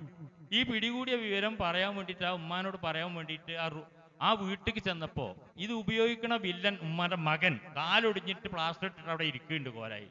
അവൻ്റെ അടുത്തൊരു കത്തിയുണ്ട്. അവൻ ഈ കത്തി വലിച്ചു ചെന്നപ്പോ ശക്തമായിട്ടൊരു ദേഷ്യം പിടിച്ച് വലിച്ചെറിഞ്ഞ് കാണിച്ചു പറഞ്ഞു. അപ്പൊ അത് കഴിഞ്ഞിട്ടാ പറഞ്ഞു, ഷൂ അഴിച്ചിടണ്ട, നിങ്ങൾ വരിയാൻ കാണിച്ചു തരാറ്. ആണ്ട് കയറുന്ന സമയത്ത് അവിടെ ചോരയും കളിച്ചിരിക്കുകയാണ്. അത് ഒന്ന് സംഭവം എന്താ വെച്ചാൽ ഇവന് ഈ പ്ലാസ്റ്റർ കീറുകയാണ്. ഇതൊന്നും ഇട്ടിട്ട് ഇവന് ഇരിക്കാൻ പറ്റുന്നില്ല. കാലിലിട്ട പ്ലാസ്റ്റർ കത്തിയോണ്ട് കീറിയിട്ട് തട്ടിച്ചോരാ. പിന്നുള്ളൊരു വിഷയം, അവിടെ TV അതുപോലെ ഇതിന്റെ ഒരു ബാക്കി പത്രാണ്. ഏതിന്റെ അറിയോ? ഈ സാധനം സമയത്ത് കിട്ടാതിരുന്നാൽ അവിടെ പിന്നെ ഒരു കാട്ടിക്കൂട്ടുന്ന ഭ്രാന്തിന്റെ ഒരു ഭാഗമാണ്. എന്തും ചെയ്യും, അടിച്ച് തകർക്കുക, ഉമ്മ വാപ്പ ആരെയും മുന്നിൽ തന്നെ ഓരെ കുത്തും, അടിക്കും, എന്തും ചെയ്തെടുക്കുന്നു. ഇത് കണ്ടിട്ട് അവർ തിരിച്ചു പോകുന്നു. അത്രയാണ് ഇയാൾ ഈ കഥ പറയുന്നത്. ഇപ്പൊ ഒരു അനുഭവം പറയാണ്. ഞങ്ങള് ഇപ്പൊ എക്സൈസ് ഡിപ്പാർട്ട്മെന്റിൽ നിന്ന സമയത്ത് ജീപ്പിന്റെ പെട്രോളിങ് പോവുകയാണ് ഇവര്. അങ്ങനെ പോകുന്ന സമയത്ത് പിന്നെ ഒരാൾ പറയണ വന്നിട്ട് അവിടെ പോയാൽ നിങ്ങൾക്ക് ഒരാൾ കഞ്ചാവ് അടിച്ചു നിൽക്കുന്നുണ്ട്, പോയി നോക്കും, ഒന്ന് പിടിച്ചു ഓഫീസിൽ കൊണ്ടുവന്ന് നമ്മളൊരു സെല്ലിലടക്കും. ആ സമയത്ത് ഇപ്പോൾ ആള് ശാന്തനായിരിക്കും.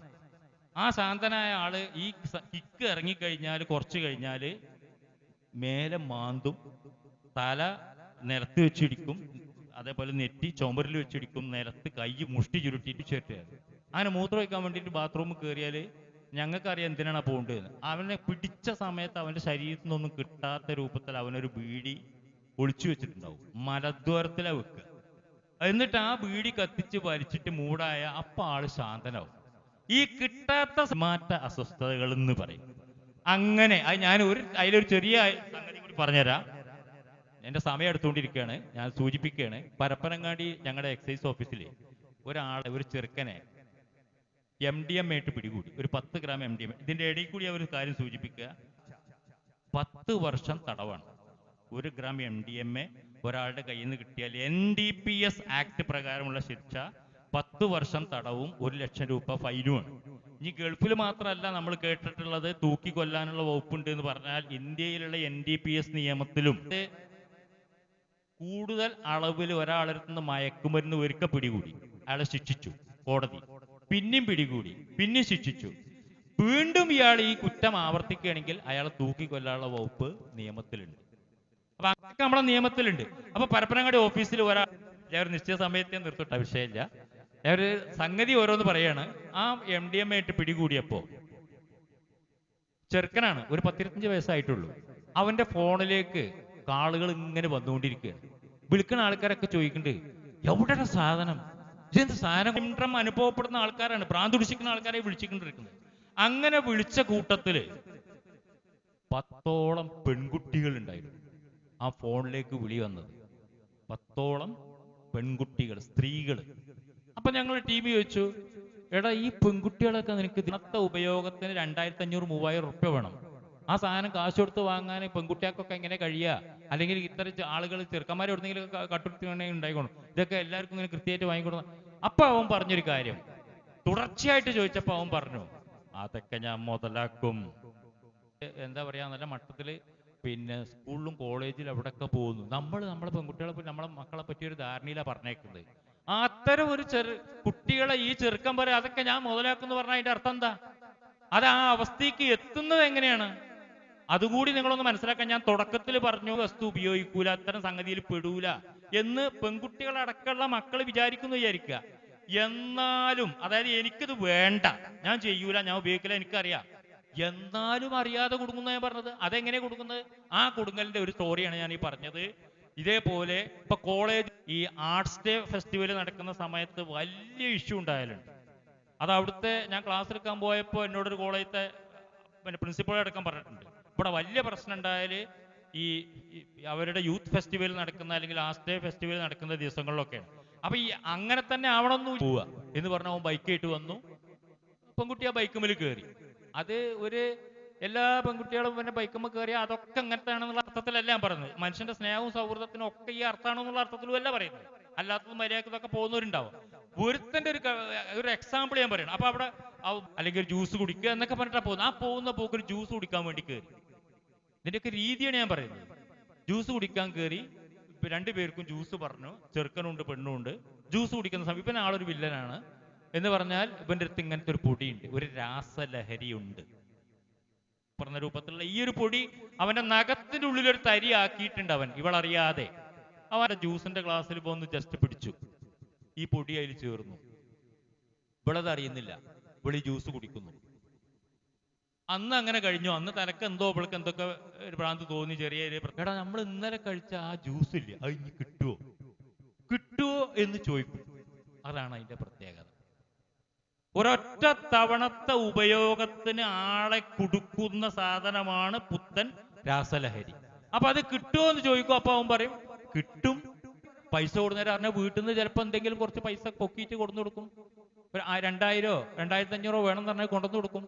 തുടർച്ചയായ ദിവസങ്ങളിൽ പൈസ ചോദിക്കുമ്പോൾ പൈസ ഉണ്ടാവൂല, എന്നും കൊടുക്കാൻ പൈസ ഉണ്ടാവൂല. പക്ഷേ പൈസ അല്ല പ്രശ്നം, എനിക്ക് സാധനം കിട്ടിയ പിന്നെ നമുക്ക് ദേഷ്യം പോലെ ഭയങ്കര ദേഷ്യം പ്രകടിപ്പിക്കും. ഭ്രാന്ത് പോലുള്ള അവസ്ഥകൾ വരും. ആരോടൊക്കെ എന്തൊക്കെ കാട്ടുക എന്ന് പറയാൻ പറ്റൂല. അങ്ങനത്തെ ഈ പ്രത്യേക എനിക്കത് കിട്ടിയേ പറ്റൂ, ഇല്ലെങ്കിൽ പലതും സംഭവിക്കും എന്നുള്ള പ്രശ്നത്തേക്ക് എത്തുമ്പോൾ ഈ കുട്ടി എനിക്ക് എങ്ങനെങ്കിലും ആ സാധനം ഒപ്പിച്ചോണ്ട്, പൈസ ഇല്ല എങ്ങനെങ്കിലും ഒപ്പിച്ചുകൊണ്ടോ എന്ന് ഓനോട് പറയുമ്പോൾ അവൻ പറയും പൈസ ഇല്ലെങ്കിൽ നീ എൻ്റെ കൂടെ വന്നാ മതി. അപ്പോഴാണ് അത് മുതലാക്കൽ. ആ മുതലാക്കലിനാണ് ഇത് ഉപയോഗപ്പെടുത്തുന്നത്, പെൺകുട്ടികളെ ഇതിലേക്ക് വലിക്കുന്നത് ആ മുതലാക്കലിനാണ്. അപ്പൊ അതിന്റെ പ്രത്യേകത എന്താ അറിയോ? ഇതൊന്നും ഞാൻ വെറുതെ പറയുന്നല്ല കേട്ടോ. അങ്ങനത്തെ ഈ കെണികളിൽ പെട്ടിട്ടുള്ള കുട്ടികളെ നമ്മൾ കണ്ടിട്ടുണ്ട്. നമ്മൾ അത്ഭുതപ്പെടും ഇങ്ങനത്തെ ഒരു കുട്ടി ഇതിൽ പെടുകയെന്ന്. അപ്പോ അത് മുതലാക്കി അങ്ങനെയാണ് ഈ സംഗതികളുടെ എണ്ണം കൂടുന്നത്. എണ്ണം കൂടുന്ന പറഞ്ഞാൽ ഞാൻ വേറൊരു എക്സാമ്പിൾ കൊണ്ട് പറഞ്ഞുതരാം. ഇപ്പൊ ഒരു പാർട്ടി നടക്കുക, 10 പേര് കൂടിയിരിക്കുമ്പോ ആ 10 പേരിൽ നിന്ന് ഒരാൾ പുറത്തുനിന്ന് വന്നായിരിക്കും. ഇവരെ സുഹൃത്തൊന്നല്ല, സുഹൃത്തിന്റെ സുഹൃത്തായിട്ട് പുറത്തുനിന്ന് വന്നായിരിക്കും. എടാ ഈ പുറത്തുനിന്ന് വന്ന അവൻ എന്താ പറയാ അറിയോ? എടാ ബർത്ത്ഡേ പാർട്ടി പറഞ്ഞാൽ ഇങ്ങനൊന്നല്ല, അതൊക്കെ പാർട്ടി ആണെങ്കിൽ നിന്റെ അടുത്ത് ഒരു സാധനം ഉണ്ട്, നിങ്ങൾ ഇതും കൂടി ഒന്ന് ഉപയോഗിച്ച് നോക്കി പറഞ്ഞാൽ നോക്കാൻ തോന്നണ മാതിരി നിർബന്ധിച്ചാൽ അതിൽ കുടുങ്ങിയാൽ എന്നേക്കുമായിട്ട് കൊടുക്കും. ഈ 2500 റുപ്യ ഒരു തവണത്തെ ഉപയോഗത്തിന് വിലയുള്ള സാധനം ആദ്യത്തെ തവണ ഫ്രീ ആയിട്ടാ കൊടുക്കുക. ഈ പറഞ്ഞ പാർട്ടി നടക്കുന്നിടത്ത് കൊണ്ടുവന്ന ആള് ഫ്രീ ആയിട്ട് കൊടുക്കുന്നതിന്റെ ഉദ്ദേശം അവനെ പറഞ്ഞ പോലെ പിറ്റേന്ന് ചോദിക്കാൻ തുടങ്ങും. എടാ എന്നാലും എന്റെ സുഹൃത്ത് ഒരു സാധനം കൊണ്ടുവന്നില്ല, ആ സാധനം ഇനി കിട്ടുമോ, പൈസ ഒക്കെ ഞാൻ കൊടുത്തരാം എന്ന് പറയും. പിന്നെ ഇങ്ങനെ പൈസ കൊടുക്കാൻ ഉണ്ടാവൂല. അങ്ങനെ കുടുങ്ങണ സമയത്ത് ആദ്യം ഫ്രീ ആയിട്ട് കൊടുത്തവൻ പറയും എടാ എനിക്ക് ഞാൻ ഒരു ഐഡിയ പറഞ്ഞുതരാം, നീ ഈ സാധനത്തിന്റെ കച്ചവടക്കാരനായിക്കോ, വിൽക്കാനുള്ള അങ്ങനെയാണ് ഈ കൂട്ടത്തിലേക്ക് കൂടുതൽ കൂടുതൽ കുട്ടികൾ, ചെറുക്കന്മാരൊക്കെ ഒരു നെറ്റ്വർക്കായിട്ട്, വലയായിട്ട് ഉണ്ടായിക്കൊണ്ടിരിക്കുക. അതുകൊണ്ടാണ് പത്രത്തിൽ നമ്മൾ എന്നും MDMA പിടികൂടി എന്ന് പറഞ്ഞൊരു 25 വയസ്സിൽ താഴെയുള്ള ചെറുക്കന്മാരുടെ എണ്ണം ഇങ്ങനെ എത്ര. നമ്മൾ ഇവരൊക്കെ വലിയ കാര്യത്തിൽ മദ്രസയിലൊക്കെ പഠിപ്പിച്ചുണ്ടാക്കുന്നു, എൻ്റെ മകൻ ഇതൊന്നും ചെയ്യില്ല എന്ന് വിശ്വസിക്കുന്നു. പക്ഷെ ഇങ്ങനെയുള്ള പരിപാടികൾക്ക്, ഒരു പാർട്ടിക്കോ പരിപാടിക്കോ പോയാൽ കുടുങ്ങിയാൽ പിന്നെ ഇവരെ ഇന്ന് വേറിടൂല. ആ അപകടം എല്ലാവരും മനസ്സിലാക്കിയിരിക്കണം. വളരെ അപകടം പിടിച്ചൊരു ലോകത്താണ് നമ്മൾ ജീവിക്കുന്നത്. ഇതിന്റെ മക്കളിൽ സംഭവിക്കുന്ന ഒരു മാറ്റം, നല്ല വൃത്തിയായിട്ടും മട്ടത്തിലൊക്കെ നടന്നിരുന്ന കുട്ടിയാണെങ്കിൽ ആ കുട്ടിക്ക് ആദ്യമേ സംഭവിക്കുന്ന ഒരു മാറ്റം, അവന്റെ ഈ വൃത്തിയും വെടിപ്പും, ആ പിന്നെ എന്താ പറയുക, നല്ല ചൊറുക്കിൽ നടന്നിരുന്നാണ് നമ്മൾ പറയുള്ളൂ. ഡ്രസ്സൊക്കെ നല്ല വെൽ ഡ്രസ്ഡ് ആയിട്ട് നടന്നിരുന്നു, മുടിയൊക്കെ ചീകി നടന്നിരുന്നു. മാറ്റം വരും. ആ മാറ്റം നിങ്ങൾ കണ്ടാൽ മനസ്സിലാക്കുമ്പോൾ എന്തോ കുഴപ്പം പറ്റിയിട്ടുണ്ട്. അതൊരു പ്രകടമായ മാറ്റമായിരിക്കും. പിന്നെ ആരോടൊക്കെയോ പുറത്തു പോയി സ്വകാര്യത്തിൽ സംസാരിക്കുന്നു, രാത്രി ആരോടൊക്കെയോ ഫോണിലൂടെ സംസാരിക്കുന്നു, ഏതൊക്കെയോ തരത്തിലുള്ള സുഹൃത്തുക്കൾ വീട്ടിലേക്ക് വരുന്നു. റൂമിനുള്ളിൽ സാധനം വരുമ്പോ, എന്തെങ്കിലും സാധനം കൊറിയറിൽ വരുത്തുമ്പോ നിങ്ങൾ ഗേറ്റ് അകത്തേക്ക് പരിശോധിക്കാൻ കയറുള്ളൂ. അല്ലെങ്കിൽ ഒറ്റ പിടുത്തം നമ്മളെ പിടിച്ചാൽ തീരും. അത്ര ജാതി 2 നായ്ക്കളെ വീട്ടിൽ എന്നും ഉണ്ടാവും. കാരണം ഞങ്ങൾ ഈ ഇവരൊക്കെ ഒതുക്കിയിട്ട് ആ റൂമിലൊക്കെ ചെല്ലുമ്പോഴേക്ക് ഇവൻ സൺഷെയ്ഡിന്റെ പുറത്തേക്ക് ചാടിയിട്ട് ആ വീട്ടിൽ നിന്ന് രക്ഷപ്പെട്ടിട്ടുണ്ടാവും. ആ അച്ഛനും അമ്മയാണെങ്കിൽ ഇവന് പാകപ്പെട്ടൊരു അച്ഛനുമാണ്. അങ്ങനെ ചുരുക്കത്തിൽ ആ വീട്ടിൽ പോയ ഒരു കാലത്തും സാധനം കിട്ടൂല. അങ്ങനെ ഞങ്ങൾ രഹസ്യമായിട്ട് അന്വേഷിച്ച് പരിശോധിച്ച് മനസ്സിലാക്കിയെടുത്തു, ഇവൻ സാധനം വരുത്തുന്നുണ്ട്, വിൽക്കുന്നുണ്ട് നമുക്ക് മനസ്സിലായി. അപ്പൊ അവസാനം അത് പിടികിട്ടിയത് എങ്ങനെ വെച്ചാല്, ഇവൻ കൊറിയറിൽ ഈ ഷൂ ആണ് വരുത്തിയുന്നത്. ഷൂ വരുത്തും. ഈ പറഞ്ഞ എല്ലാ സംഗതികളും എനിക്ക് പറയാതിരിക്കാൻ പറ്റാ. ഞാൻ ഇവിടെ മുതിർന്നവരുണ്ട്, കുട്ടികളുണ്ട്. പക്ഷേ ഇതാരും നെഗറ്റീവായിട്ട് എടുക്കൂല എന്നുള്ള അർത്ഥത്തിൽ ഒക്കെ ഒരു ഈമാൻധാരികളായിട്ടുള്ള ആൾക്കാരാണെന്നുള്ള എനിക്ക് മനസ്സിലാക്കിക്കൊണ്ട് സത്യാവസ്ഥയിലാണ് ഞാൻ പറയുന്നത്. ഒന്നും ചിലർക്ക് മനസ്സിൽ ലഡു പൊട്ടും. ആ തരക്കടിച്ച് അങ്ങനെ ഒന്നും വിചാരിക്കരുട്ടോ. ഒക്കെ പോസിറ്റീവായിട്ട് മാത്രം ഈ കാര്യങ്ങൾ മനസ്സിലാക്കിയാൽ മതി. ആ അർത്ഥത്തിലാണ് ഞാൻ പറയുന്നത്. പറയാതിരിക്കാൻ പറ്റാത്തതുകൊണ്ട് പറയാണ്. അങ്ങനെ ആ ഷൂ ആണ് ഇവൻ കൊറിയറിൽ വരുത്തിയത്. ഇവൻ ഈ സാധനം വാങ്ങാൻ ചെന്ന സമയത്ത് ഞങ്ങളുടെ ടീം മഫ്റ്റിയിൽ ചെന്നിട്ട് ഈ ഷൂ വാങ്ങി പരിശോധിച്ചപ്പോൾ അതിൻ്റെ ഉള്ളിൽ കൈയിട്ട് നോക്കിയപ്പോഴാണ് ഈ സാധനം കിട്ടിയത്. അപ്പൊ ഇതെന്തിനാ ഞാൻ പറയുന്നത് വെച്ചാല്, ഇപ്പോ എല്ലാം ഓൺലൈനിൽ നിന്ന് ആമസോണിന് മറ്റേത് ഇറങ്ങിയിട്ട് വരുത്തുന്ന പരിപാടിയാണല്ലോ. അപ്പൊ കുട്ടികൾ എന്തൊക്കെയോ സാധനം കാണാം, ഈ ഡെലിവറി സാധനം കൊണ്ടുവന്ന് ഇറക്കണ ചെറുക്കം കാണാം, എന്തോ ഒരു പൊതി കൊടുന്ന് ഇറക്കണോ, മകൻ കാണാം, അല്ലെങ്കിൽ മക്കൾ കാണാം, അത് വാങ്ങിയിട്ടുണ്ട് അകത്തേക്ക് വീണു. ഇതേ നമ്മൾ കാണുള്ളൂ. ഇതെന്താ നമ്മൾ ഇതുവരെ പരിശോധിച്ച് നോക്കിണ്ടാവില്ല. കോവിഡ് കാലത്ത് പെൺകുട്ടികളെ ഏറ്റവും കൂടുതൽ ഉപയോഗിച്ചത് കൊറിയറിൽ ഈ സാധനം വരുത്തിയിട്ടാന്ന് പറഞ്ഞു. എന്നിട്ട് കോവിഡ് കഴിഞ്ഞിട്ട്, ഞാനത് പറയാൻ കാരണം പത്രത്തിലൊരു ലേഖനം വന്നിരുന്നു മാതൃഭൂമിയിൽ. കോവിഡ് കഴിഞ്ഞിട്ട് ആലുവയിലുള്ള ഇങ്ങനത്തെ ആൾക്കാരെ ചികിത്സിക്കുന്ന ഒരു ചികിത്സാലയത്തിൽ 75ഓളം പെൺകുട്ടികൾ ചെന്നിരുന്നു. കോവിഡ് കഴിഞ്ഞിട്ട് 1-2 കൊല്ലത്തിന് ശേഷം ഈ ലേഖനം വന്നത്. അത്രയും കാലമായിട്ട് ഈ കുട്ടികൾ അവിടെ വന്നിട്ട് ഇവരുടെ ഈ സംഗതി മനസ്സിന്ന് ശരീരത്തിന് പോയിട്ടില്ല. അത്രയ്ക്ക് ഇടങ്ങാറാണ് ഈ സംഗതി ഇത് കുടുങ്ങിയിട്ട്. അപ്പൊ ഇവരത് കുടുങ്ങിയ സമയം എങ്ങനെ വെച്ചാൽ കോവിഡ് കാലത്ത് വീട്ടിൽ അടച്ചിരിക്കുകയായിരുന്നു. അപ്പൊ നെറ്റിൽ പരതി ഓൺലൈനിൽ കൂടി ഈ സാധനം വരുത്തിയിട്ട് ഉപയോഗിക്കാൻ തുടങ്ങി. ഉപയോഗിക്കുന്ന രീതി വരെ വരുന്നത് മനസ്സിലാക്കും. അങ്ങനെയൊക്കെയാണ് ലോകം. ഇത് അറിഞ്ഞിരിക്കാൻ വേണ്ടിയിട്ടാണ് ഞാൻ പറയുന്നത്. എല്ലാവരും അറിഞ്ഞിരിക്കാൻ വേണ്ടിയിട്ടാണ് പറയുന്നത്. ഇതൊരു ഉപ്പ് തരി പോലെ, കൽക്കണ്ടം പോലുള്ള ഒരു തരിയാണ് ഈ MDMA എന്ന സാധനം. പിന്നെ സ്റ്റാമ്പ് പോലെ, സ്റ്റാമ്പ് എന്ന് വിളിക്കുന്ന ഒരു സാധനം ഉണ്ട്. സ്റ്റാമ്പിന്റെ വലിപ്പം ഉണ്ടാവില്ല, സിം കാർഡിന്റെ വലിപ്പേ ഉണ്ടാവുള്ളൂ. അത് സ്റ്റാമ്പിന്റെ പോലുള്ളൊരു പേപ്പർ ആയിരിക്കും. എന്നിട്ട് നമ്മളൊരു പോസ്റ്റ് കാർഡ് മടക്കിയാൽ എത്ര വലിപ്പം ഉണ്ടാവും, അതിൻ്റെ ഒരു പകുതി വലിപ്പത്തിലുള്ള ആ വലിപ്പത്തിന്മേൽ ഒരു 8-10 ഇങ്ങനെ ഒട്ടിച്ചു വെച്ചിട്ടുണ്ടാവും. അത് അതിൽ LSD എന്ന് പറയുന്ന ഒരു സാധനമുള്ളത്, ലൈസർജിക് ആസിഡ് ഡി തൈലാമൈഡ് എന്ന് പറയും. ഈ സാധനത്തിന്റെ സ്റ്റാമ്പ് ഒട്ടിച്ച പോലെ നമ്മൾ ആ ഒട്ടിച്ച ഭാഗം ഉണ്ടല്ലോ, ആ ഒട്ടിച്ച ഭാഗമാണ് ഇതിന് രാസലഹരിയായിട്ട് ഉപയോഗിക്കുക. അതൊക്കെ ഓരോ സാധനങ്ങളാണ്. ഇത് ഇതേപോലെ നമ്മൾ കോട്ടക്കുന്ന ഒരു റെഡിമെയ്ഡ് ഷോപ്പിൽ ഒരു ചെറുക്കൻ്റെ, എൻ്റെ നാട്ടുകാരൻ്റെ അടുത്ത് നിന്ന് അപ്രതീക്ഷിയായിട്ട് ഞങ്ങൾക്ക് കിട്ടി. അപ്പൊ ഇതൊക്കെ നടക്കുന്നുണ്ട് നാട്ടിൽ. ഇതൊക്കെ നമ്മൾ അറിഞ്ഞിരിക്കാൻ വേണ്ടിയിട്ട് ഇത്രയും കാര്യങ്ങൾ സൂചിപ്പിക്കുന്നത്.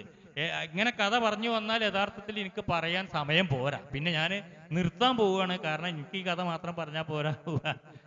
നമ്മുടെ റഹ്മാനി ഉസ്താദ് വലിയ കാര്യങ്ങൾ പറയാൻ നിങ്ങളോട് നിൽക്കുന്നുണ്ട്. പക്ഷെ ഇത് ഞാൻ ഇപ്പം ഇത്രയും പറഞ്ഞത് എന്തിനാ വെച്ചാൽ, കുറച്ച് കാര്യങ്ങൾ പറഞ്ഞത് നമ്മൾ ചുറ്റുവട്ടത്ത് ഇങ്ങനത്തെ കാര്യങ്ങൾ ജീവിക്കുമ്പോൾ ഇപ്പൊ നമ്മൾ വിചാരിക്കുക, ഞാൻ മതപരമായ കാര്യങ്ങൾ പഠിച്ചിട്ടുണ്ട്, എനിക്ക് ആ വിശ്വാസം അനുസരിച്ച്, നമ്മളെല്ലാവരും വിചാരിക്കുകയാണ് വിശ്വാസം അനുസരിച്ച് ഞാനും എൻ്റെ മക്കളും ഇതിലൊന്നും പെടൂല, അതുകൊണ്ട് എന്നെ ആർക്കും അങ്ങനെ കൊടുക്കുക. നല്ല കാര്യമാണ്, നമ്മൾ ചിന്തിക്കുന്നു. പക്ഷെ അതിനൊക്കെ കടന്നു കയറിയാണ് കാര്യങ്ങളുടെ കിടപ്പ്. നമ്മൾ വിചാരിക്കുന്ന പോലെ അല്ല. അത് മക്കൾ നമ്മളെ പറ്റിക്കും. അപ്പൊ അതിന് നമുക്കൊരു കരുതൽ വേണം.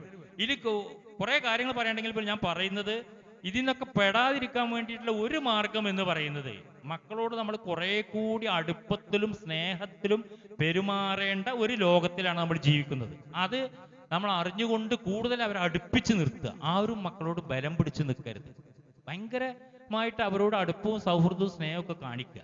പിന്നെ പറ്റുന്ന രൂപത്തിൽ നമ്മൾ ഈ ലഹരി എന്നത്, ഞാൻ അന്നും ഇതേപോലെ എന്നോട് റഹ്മാൻ ഉസ്താദ് പറഞ്ഞൊരു കാര്യം, ഞാൻ പറയുന്നത് ഈ ലഹരിയുടെ കാര്യത്തില് ഇപ്പൊ സ്പോർട്സ്, ആർട്സ് ഇങ്ങനത്തെ കാര്യങ്ങളിൽ കുട്ടികൾക്ക് താല്പര്യം ഉണ്ടെങ്കിൽ ആ സംഗതികളിൽ അവരെ നിങ്ങൾ പോകാൻ നിൽക്കുന്നതിൽ തടസ്സപ്പെടുത്തരുത്. എന്താ കാര്യം എന്നറിയോ? ഈ ഐഡിൽ എന്ന് പറഞ്ഞാല് ഒന്നും ചെയ്യാനില്ലാത്ത മനസ്സിലാണ് പിശാച്ച് കയറിക്കൂടുക എന്നൊരു ചൊല്ലുണ്ട്. ഡെവിൾ അങ്ങനെ ഒരു പറച്ചിലുണ്ട്. അപ്പൊ ഈ ചില ആളുകൾ ഇതിലേക്കൊക്കെ തിരിയാനുള്ള കാരണം നമ്മൾ പരിശോധിച്ച് നോക്കണം. മക്കൾ ഇങ്ങനത്തെ കാര്യങ്ങളിലേക്ക് പോകാനുള്ള കാരണം എന്താ? ഒന്ന് തെറ്റിദ്ധാരണന്റെ ഭാഗമായിട്ട് എന്തോ രസം കിട്ടുന്ന വിചാരിച്ചിട്ട്. മറ്റൊന്ന് ആളുകൾ, ഈ കുട്ടികൾ പിയർ പ്രഷർ എന്ന് പറഞ്ഞ സംഭവമുണ്ട്. അതായത് കൂട്ടം കൂടിയിരിക്കുമ്പോ കൂട്ടത്തിൽ നിന്ന് നിർബന്ധപൂർവ്വം ഒരാളിലേക്ക് കൊടുക്കുക, അങ്ങനെ കൊടുക്കുന്നുണ്ട്. അപ്പൊ തെറ്റിദ്ധാരണന്റെ ഭാഗമായിട്ടാകാം, പിന്നെ നിർബന്ധപൂർവ്വം ചില കുടുംബങ്ങളിൽ ഉണ്ടാവും പ്രത്യേക ഐറ്റം കുട്ടികൾ ജനിക്കുക. അങ്ങനെയുണ്ട്. ഈ ബുദ്ധിപരമായിട്ട് ചില പ്രോപ്പർ ചാനലിൽ പോകാതെ ഒന്ന് വ്യതിചലിച്ചു പോണേ, അങ്ങനത്തോലൊക്കെ ഇങ്ങനത്തെ എളുപ്പം തിരിയും. അപ്പൊ അതൊക്കെ നമ്മൾ മനസ്സിലാക്കിയിട്ട് സ്നേഹം കൊടുത്തുകൊണ്ട് അവർക്ക് കുറച്ച് താല്പര്യമുള്ള ഈ സ്പോർട്സോ ആർട്സോ, ചിലർ ജിംനേഷ്യത്തിൽ പോവുകയാണെങ്കിൽ, ഇപ്പൊ ഒരു ഉദാഹരണം പറയാം, ജിംനേഷ്യത്തിൽ പോകുന്ന ഒരു ചെറുക്കൻ സിഗരറ്റ് വലിച്ചാല് അവിടുത്തെ ജിംനേഷ്യത്തിലെ ഇൻസ്ട്രക്ടർ പറയും, എടാ സിഗരറ്റ് വലിച്ചാണ് നീ ഇങ്ങോട്ട് വരരുതിട്ട്, ആ പരിപാടി ഇവിടെ പറ്റൂല. ഹാൻഡ്സ് ഉപയോഗിക്കുകയാണെങ്കിൽ പറയും, കരാട്ടെ പഠിക്കാൻ പോകണ വിചാരിക്കുക, ഓൻ ഈ മാർഷൽ ആർട്സ് പഠിക്കാൻ പോണ ആളോട് അവിടുത്തെ ഇൻസ്ട്രക്ടർ പറയും, എൻ്റെ ഹാൻഡ്സും സിഗരറ്റും ഒന്നും ഇവിടെ പറ്റൂലട്ടാ. ഒരു കോഴിക്കോട് വെസ്റ്റ് ഹില്ലില് പട്ടാളത്തേക്ക് സെലക്ട് ചെയ്യുന്ന സ്ഥലമുണ്ട്. അവിടെ ചെന്നാൽ എന്താ ചെയ്യാറിയോ? നിർത്താനായ മടുത്തോ, ഷെഡി മാത്രം ഇട്ടിട്ട് അങ്ങോട്ട് ഓടാൻ പറയും. ചെറുക്കന്മാരൊക്കെ ആണെങ്കിൽ, ആൺകുട്ടികളെ കാര്യമായിട്ടാ പറഞ്ഞു, പെൺകുട്ടികളെ കാര്യമല്ല.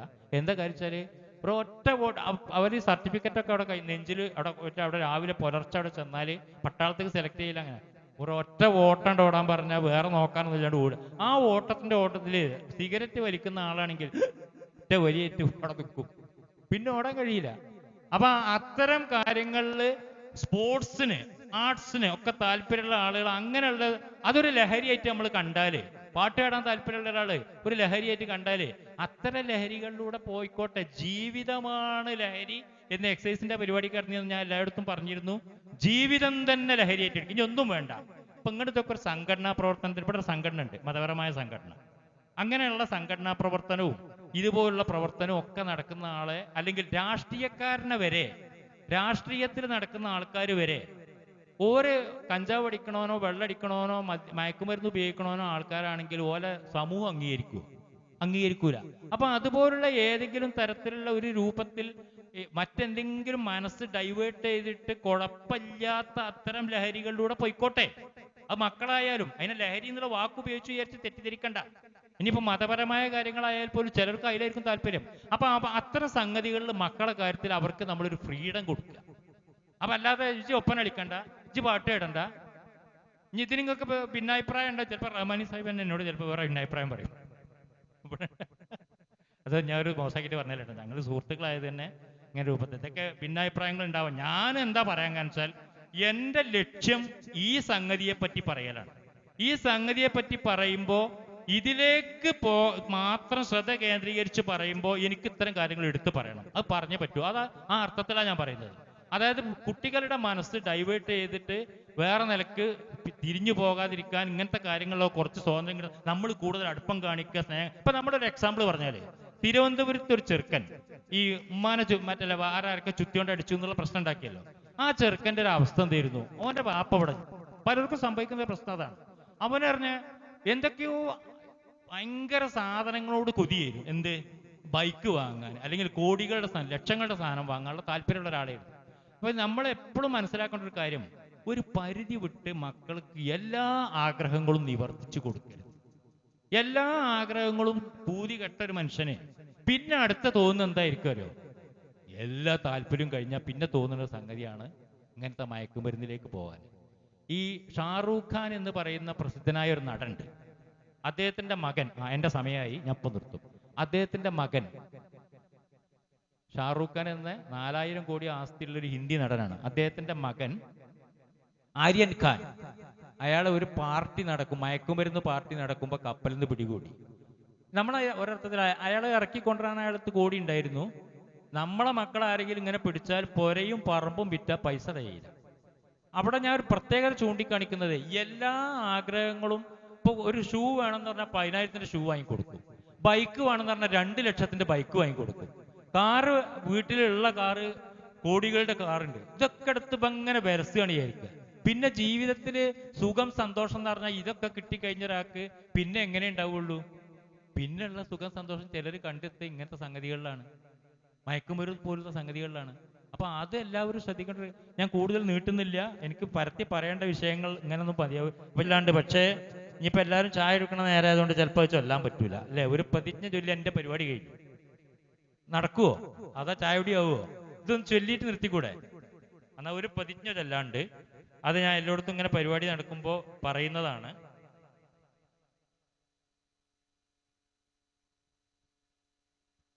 എല്ലാവരും എണീറ്റ് നിങ്ങളുടെ കൈ നീട്ടിയിട്ടാണ് ഇതിൽ രീതി.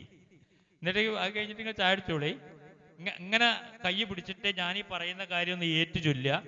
അപ്പൊ അത് ചൊല്ലുമ്പോ മനസ്സിൽ തട്ടിയിട്ട് പറയണം, അല്ലാതെ വെറുതെ വായ ഇങ്ങനെ പറഞ്ഞു പോരുത്. മയക്കുമരുന്നുകൾ സമൂഹത്തെ തകർക്കുന്ന മാരക വിപത്താണ് എന്ന സത്യം ഞാൻ തിരിച്ചറിയുന്നു. ലഹരി വസ്തുക്കളുടെ ഉപയോഗം, അത് ഉപയോഗിക്കുന്ന വ്യക്തിയോടൊപ്പം കുടുംബത്തെയും സമൂഹത്തെയും പൂർണ്ണമായും നശിപ്പിക്കുമെന്നും ഞാൻ മനസ്സിലാക്കുന്നു. ഞാനും എൻ്റെ സമൂഹവും ലഹരിയിൽ വീഴാതിരിക്കാനുള്ള എല്ലാ ശ്രമങ്ങളും ഞാൻ നടത്തും. ജീവിതമാണ് ലഹരി എന്ന ആശയം എൻ്റെ ജീവിതത്തിൽ പകർത്തുന്നതോടൊപ്പം ഈ ആശയം ജീവിതത്തിൽ പകർത്തുന്നതിന് ഞാൻ മറ്റുള്ളവരെ പ്രേരിപ്പിക്കുകയും ചെയ്യും. ലഹരിമുക്ത നവകേരളം പടുത്തുയർത്താൻ എൻ്റെ എല്ലാ കഴിവുകളും വിനിയോഗിച്ച് പ്രവർത്തിക്കുമെന്നും ഞാൻ ഇതിനാൽ പ്രതിജ്ഞ ചെയ്യുന്നു. പ്രതിജ്ഞ, പ്രതിജ്ഞ, പ്രതിജ്ഞ. ഇരുന്നോളൂ, നിർത്തുകയാണ്. ജീവിതമാണ് ലഹരി എന്ന വാക്ക് കേട്ടതുകൊണ്ട് തെറ്റിദ്ധരിക്കേണ്ട. ജീവിതത്തെ തന്നെ നമുക്ക് ഭംഗിയായിട്ട് ജീവിച്ചാൽ ലഹരി ഉള്ളതാക്കാം, വേറെ ലഹരി ഒന്നും വേണ്ട എന്നുള്ള അർത്ഥത്തിൽ പറഞ്ഞാണ്. അത് വിശദീകരിക്കണമെങ്കിൽ കുറേയധികം സമയം വേണ്ടിവരും. എല്ലാവർക്കും അറിയുമെന്ന് ഞാൻ മനസ്സിലാക്കുന്നു. എന്നെ ഈ പരിപാടിക്ക് ക്ഷണിച്ച ജലീൽ റഹ്മാനി ഉസ്താദ്, അതുപോലെ മുമ്പ് എനിക്ക് പരിചയമുള്ള ഹംസഹാജിയുണ്ട്. ഈ എൻ്റെ വാക്കുകൾ കേട്ടിരുന്ന ചിലപ്പോൾ മുമ്പ് ഞാൻ കേട്ട ആൾക്കാർ ഒരു പക്ഷേ ഇതിലുണ്ടായിരിക്കാം. അങ്ങനെ ഞാൻ ആരെങ്കിലും ഉണ്ടായെന്ന് എനിക്കറിയില്ല. എന്തായാലും ഈ ഇങ്ങനത്തെ ഒരു സദസ്സിൽ ഈ ഇതുപോലുള്ളൊരു പരിപാടിയും കൂടി വെച്ചത് ഒരാവശ്യമാണ്. ഇത് എല്ലാവരും, ഇത് കേട്ട ആൾക്കാരെല്ലാവരും കൂടി പിന്നെ എന്താ പറയുക, ഭയങ്കര ക്ലിയറായ ഒരു അർത്ഥത്തിൽ ആരെങ്കിലും വെള്ളടിക്കുന്നവരോ സിഗരറ്റ് വലിക്കുന്നവരോ കഞ്ചാവ് വലിക്കുന്നവരോ അങ്ങനെയൊന്നും ഉണ്ടായതുകൊണ്ട് അവരെ തിരുത്താൻ വേണ്ടി ക്ലാസ് എടുക്കാൻ വേണ്ടി വന്നതല്ല. ആ അർത്ഥത്തിലല്ല. നമുക്ക് ഇതിനെ പറ്റിയൊക്കെ ഒരു ധാരണ വേണം, ഒരു ബോധം വേണം. ആ ബോധം ഇല്ലെങ്കിൽ പുതിയ കാലഘട്ടം പ്രശ്നമാണ്. നേരത്തെ പറഞ്ഞ പോലെ കുട്ടികളൊക്കെ പിടുത്തം വിട്ടുപോകും. അപ്പൊ രക്ഷിതാക്കൾ എന്നുള്ളവർക്കും കുട്ടികൾ എന്നുള്ളവർക്കും അവരൊക്കെ അത് അറിഞ്ഞിരിക്കട്ടെ എന്നുള്ള അർത്ഥത്തിലാണ് ഇത്രയും കാര്യങ്ങൾ പറഞ്ഞത്. ഇതൊക്കെ എൻ്റെ വാക്കുകൾ ശ്രവിച്ച എല്ലാവരോടും നന്ദി അറിയിക്കുന്നു. നന്ദി, നമസ്കാരം, അസ്സലാമു അലൈക്കും.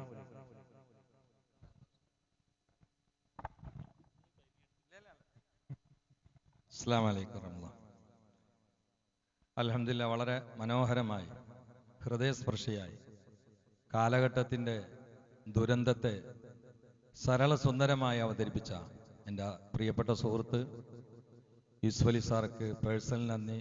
അതുപോലെ കർമ്മോത്സകരായ വാണിയന്നൂരിൻ്റെ മണ്ണറിഞ്ഞ് പ്രവർത്തിക്കുന്ന പ്രിയപ്പെട്ട പൂർവ്വ വിദ്യാർത്ഥികൾ, അവർക്ക് നേതൃത്വം നൽകുന്ന മാനേജ്മെൻറ്റ് പ്രതിനിധികൾ, എല്ലാവരുടെയും പേരിൽ ഞാൻ തന്നെ നന്ദി പ്രകാശിപ്പിക്കുകയാണ്. എന്തെങ്കിലും 2 വാക്ക് പറഞ്ഞിട്ടില്ലെങ്കിൽ പലരും എന്നോട് പിണങ്ങുമെന്നതുകൊണ്ട് നിസ്കാരത്തിന് പോകാൻ സമയമായി. ബഹുമാനപ്പെട്ട യൂസുഫ് അലി സാറ് പറഞ്ഞത് അനാശാസ്യമായ ഒരു ലഹരിയെക്കുറിച്ചാണ്, അത്യധികം അപകടകരമായ ലഹരിയെക്കുറിച്ചാണ്. ഞാനൊരു 10 മിനിറ്റ് പറയുന്നതും ലഹരിയെക്കുറിച്ചാണ്. പക്ഷെ അനാവശ്യ ലഹരിയല്ല, അനിവാര്യ ലഹരിയാണ് എന്ന് മാത്രം. ഒരു 10 മിനിറ്റ് കഴിഞ്ഞിട്ട് പോയാൽ പോരാ ഇനി എല്ലാവർക്കും? ഇവിടെ എൻ്റെ ചവിട്ടിലിങ്ങനെ ഓരോരുത്തരൊന്നും പറയണ്ടേ, നിങ്ങൾ 10 മിനിറ്റ് സംസാരിക്കാതെ പോരുത് പോരുത് പോരുത്. പിന്നെ ഞാൻ കുട്ടികൾ എന്നോട് പറഞ്ഞിരുന്നു, ഒരു ഉദ്യോഗസ്ഥനെ ക്ഷണിച്ചു തരുമെന്ന് ചോദിച്ചപ്പോൾ മനസ്സിൽ ഒരുപാട് ഉദ്യോഗസ്ഥന്മാർ വന്നു. അതിലെനിക്ക് തോന്നി, ഞങ്ങൾ അടുത്താണ് പരിചയപ്പെട്ടത്, മാത്രമല്ല അദ്ദേഹത്തിൻ്റെ ഒരു സംസാരം ഞാനും കൂടിയുള്ളൊരു വേദിയിൽ എൻ്റെ മുഴുവൻ പ്രസംഗം അദ്ദേഹത്തിൻ്റെ പ്രസംഗം കേട്ടിട്ട് അദ്ദേഹം ഇരുന്ന് കേട്ടു. പിന്നെ അന്ന് ഞാൻ തിരുത്തിയത് അദ്ദേഹം പരസ്യമായിട്ട് സദസ്സിൽ പറഞ്ഞത് അദ്ദേഹത്തിൻ്റെ ആത്മാർത്ഥതയാണ്. അത് അള്ളാഹു കബൂലാക്കി കൊടുക്കട്ടെ. ഇന്നൊരു ചെറിയ തിരുത്ത് സന്തോഷകരമായിട്ടുണ്ട്. പ്രസംഗമൊക്കെ അൽഹംദുലില്ലാ വളരെ ഉഷാറായി. ജീവിതം ലഹരിയാണ്, കളിക്കുന്നവർ കളിച്ചോട്ടെ, അത് ഒരർത്ഥത്തിൽ ശരിയാണ്, മറ്റൊരർത്ഥത്തിൽ അപകടമാണ്. അവിടെ ഏത് ജീവിതം എന്നൊരു ചോദ്യചിഹ്നമുണ്ട്. വിശ്വാസികളുടെ വീക്ഷണത്തിൽ ദുന്യവിയ ജീവിതം ക്ഷണികമാണ്, കുമിളയാണ്. ദുനിയ എന്നുള്ളത് അറബി പദമാണെങ്കിലും മലയാളം പോലെ ഉപയോഗിക്കുന്ന ഒരു പദമാണ്. അദ്ന എന്ന അഫ്ലത്തഫിന് മുഅന്നസാണ്. അതിന്റെ അർത്ഥം തന്നെ വളരെ മ്ലേച്ഛത എന്ന്, അല്ലെങ്കിൽ വളരെ വിരളമായത് എന്ന്. അപ്പൊ കുട്ടികൾക്ക് യഥാർത്ഥ ജീവിതത്തിന് തടസ്സമാകുന്ന കളി ഇസ്ലാം നിഷിദ്ധമാക്കിയത്. ബഹുമാനപ്പെട്ടവർ പറഞ്ഞ പോലെ ഫുട്ബോൾ അതിന് സമയം വെച്ച് കളിക്കണം, നിസ്കാരം കളാക്കി കളിക്കരുത്, ഔറത്ത് കാണിച്ച് കളിക്കരുത്, അത് ദീനെതിരാ. പിന്നെ ഈ ലഹരി എന്ന വേർഡിനോട് വ്യക്തിപരമായിട്ട് ഒരു ചെറിയ വിയോജിപ്പുണ്ട്. ലഹരി എന്ന് പറഞ്ഞാൽ അതിൽ നിന്ന് മാറിയിക്കാൻ കഴിയാതെ മനുഷ്യന്റെ ഹൃദയം ഹഠാത് ആകർഷിക്കുന്നത് എന്തോ അതാണ് ലഹരി. അങ്ങനെ ഭക്ഷണം പോലും ആവാൻ പാടില്ല, ഭക്ഷണത്തിൽ ലഹരിയില്ല. അത് ഞാൻ ചില വലിയ സാഹിത്യകാരന്മാർ പോലും കളി ലഹരി എന്ന് പറയുമ്പോൾ ഞാനത് എതിർക്കാറുണ്ട്. കളിയിലേക്ക് എങ്ങനെ ലഹരി ചേർക്കാൻ പറ്റുമോ? ലഹരി എന്ന് പറഞ്ഞാൽ അതിൽ നിന്ന് പിരിഞ്ഞിക്കാൻ പോലും കഴിയില്ല എന്നാ. അതിപ്പോ MDMA ഉപയോഗിക്കുന്ന ആളുകൾക്ക് പോലും അറിയാം. അൽഹംദുലില്ലാ അദ്ദേഹം ആത്മധൈര്യത്തോടു കൂടി അദ്ദേഹത്തിന്റെ നിലപാട് ഈ സദസ്സിൽ വെച്ചുകൊണ്ട് ഞാൻ അത് ഒരു പക്ഷേ ഗണ്ണിക്കാൻ സാധ്യതയുണ്ട് എന്ന് അറിഞ്ഞിട്ട് പോലും പറഞ്ഞ ആത്മധൈര്യത്തെ പ്രശംസിക്കുമ്പോൾ തന്നെ വിശ്വാസത്തിനോട് ചേർത്ത് അതിനെ നമ്മൾ വ്യാഖ്യാനിക്കണമെന്ന് എല്ലാ ബഹുമാനം കൊടുത്തുകൊണ്ട് ബഹുമാനപ്പെട്ട സാറടക്കമുള്ള കേട്ട മുഴുവൻ ആളുകളോടും തിരുത്തൽ ആവശ്യമായതുകൊണ്ട് മാത്രം ഞാൻ പറയുകയാണ്. അദ്ദേഹം വന്നതിലും സമയം തന്നതിലും പറഞ്ഞതിലും നമ്മോട് സംവദിച്ചിലൊക്കെ ഒരുപാട് ആത്മാർത്ഥമുള്ള സ്നേഹമുണ്ട്, നന്ദി പ്രകാശിപ്പിക്കുകയും ചെയ്യാണ്. അദ്ദേഹത്തിന്റെ എല്ലാം കേൾക്കാനും ഉൾക്കൊള്ളാനും മുമ്പ് ഞാൻ യമനിയുമായി ബന്ധപ്പെട്ട് അദ്ദേഹം ഈ വാള് കൊണ്ടെടുക്കുന്നതിനെ കുറിച്ച് ഒരു സാസിൽ പറഞ്ഞു, അവിടുന്ന് ഞങ്ങൾ പരിചയപ്പെടുന്നു. അപ്പൊ അദ്ദേഹം ആ വാള് കൊണ്ടെടുക്കുന്നതിനെ കുറിച്ച് പറഞ്ഞപ്പോൾ അതിന്റെ അടിസ്ഥാനം ഞാൻ പറഞ്ഞു കൊടുത്തു. ഹവാജ് ആ വിഭാഗമാണ് വാളിന്റെ ആളെന്ന് പറയുമ്പോൾ അദ്ദേഹം വളരെ ഉൾക്കൊണ്ടു. അങ്ങനെ ഒരു സന്മനസ്സും വിശാല മനസ്കതയും അലിവും അതോടുകൂടി അറിവും ഒക്കെ ഉള്ള ഒരു ഉദ്യോഗസ്ഥനാണ്. ഇപ്പോഴും റിട്ടയർഡ് ആയിട്ടുണ്ടെങ്കിലും അനൗദ്യോഗികമായി വലിയ തലപ്പത്തിരുന്ന് ഉദ്യോഗസ്ഥന്മാർക്ക് പോലും ക്ലാസ് എടുക്കുന്ന ഒരു തന്റേടമുള്ള, നോളേജുള്ള, സ്നേഹിയായ, കാരുണ്യം നിർഗളിക്കുന്ന മനസ്സിന്റെ ഉടമയായ ഒരു വ്യക്തിത്വമാണ്. ഞാൻ എൻ്റെ നാട്ടിൽ വന്ന് സംസാരിച്ചതിൽ പിന്നെയും നന്ദി പറയുന്നു. ഒരു 5 മിനിറ്റ് മറ്റൊരു ലഹരിയിലേക്ക് ഞങ്ങളെ കൊണ്ടുപോകണം. റെഡിയാണോ? ഇവിടെ പ്രതിജ്ഞ എടുത്ത തന്നെ പഴംപൊരി കൈ പിടിച്ചിട്ടാണ്. എനിക്ക് ചിരി വന്നു. ഓരോരുത്തർ കൈ പിടിച്ചപ്പോൾ പഴംപൊരിയാ താല്പര്യമുള്ളത്. ഞാൻ മുമ്പ് ഒരു സ്ഥലത്ത് കൂടി പോകുമ്പോൾ ഒരാളിങ്ങനെ രാഷ്ട്രീയ പ്രസംഗം നടത്തുന്നുണ്ട്, രാഷ്ട്രീയം പറയില്ല കേട്ടോ. അപ്പൊ അയാള് ഇങ്ങനെ പറയുന്നുണ്ട്, എന്റെ ആഗ്രഹം ഈ നാട് വികസിക്കലാണ്. അപ്പൊ ഞാൻ എൻ്റെ കുട്ടികളോട് കാരണം പറഞ്ഞു. അയാൾ പറഞ്ഞത് ശരിയാണ്, കാരണം പള്ളമ്മ കഴിച്ചിട്ടാ പറഞ്ഞത് ഈ നാട് വികസിക്കലാണ്. അതേറെക്കുറെ ശരി തന്നെ ആയിരിക്കും. ഏത് രാഷ്ട്രീയം എന്നുള്ളതല്ല കേട്ടോ, രാഷ്ട്രീയ പ്രഭാഷകനെ കണ്ടതാ.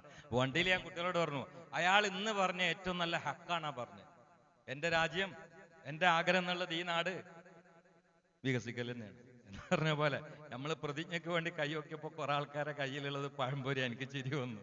ഏതായാലും പ്രതിജ്ഞയെ അതിന്റെ ഗൗരവത്തോടെ നമ്മൾ കാണുന്നുണ്ട്, നടപ്പിലാക്കാൻ അള്ളാഹു തൗഫീഖ് ചെയ്യട്ടെ. ഇനി ഒരു ലഹരിയുണ്ട്, അത് സാറടക്കം കേൾക്കണ്ട. ഞാൻ എൻ്റെ ഒരു അനുഭവം പറയും. ഒരു പ്രസംഗത്തിൽ ഞാൻ എവിടെ ഇത് പറഞ്ഞിട്ടുണ്ട്, കേട്ടവർ ക്ഷമിക്കണം. പക്ഷെ അത് കാലഘട്ടം കാതോർക്കേണ്ട വിഷയങ്ങളാണ്.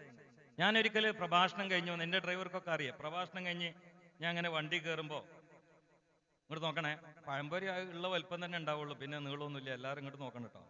ഞാൻ അടുത്തുള്ളവന്റെ കയ്യിൽ പഴംപൊരി ഇതിനേക്കാൾ നീളമുണ്ടോ നോക്കലായിരിക്കും അതിന്റെ ഇടക്കുണ്ടാകുക. ഇങ്ങോട്ട് നോക്കിയാലേ എനിക്ക് വേറെ 2 പരിപാടിക്ക് പങ്കെടുക്കാണ്ട്, ഇങ്ങോട്ട് നോക്കിയാലേ മനസ്സിലാവുള്ളൂ. ഒരു ചെറുപ്പക്കാരനെ ഇത്തിരി പ്രായമുള്ള ഒരാൾ എൻ്റെ അടുത്ത് കൊണ്ടുവരിക. എന്നിട്ട് പറഞ്ഞു, ഉസ്താദ് പോലെ ഈ സാസിൽ പങ്കെടുക്കാൻ കൊടുന്നാന്ന്. അപ്പൊ ഈ കുട്ടിക്ക് ഒരു 21 വയസ്സുണ്ട്. ഞാൻ ചോദിച്ചത് എന്താ വെച്ച്, എനിക്ക് എല്ലാരും കൊല്ലാൻ തോന്നുന്നു പറഞ്ഞു. ഇവന് എല്ലാരും കൊല്ലാൻ തോന്നുന്നു. അപ്പൊ ഞാനും ആകെ പേടിച്ചു. ഞാൻ അങ്ങനെ അമ്മ എല്ലാവരുടെ കൂട്ടത്തിൽ ഇപ്പൊ ഞാനും പെട്ടുക്കണല്ലോ.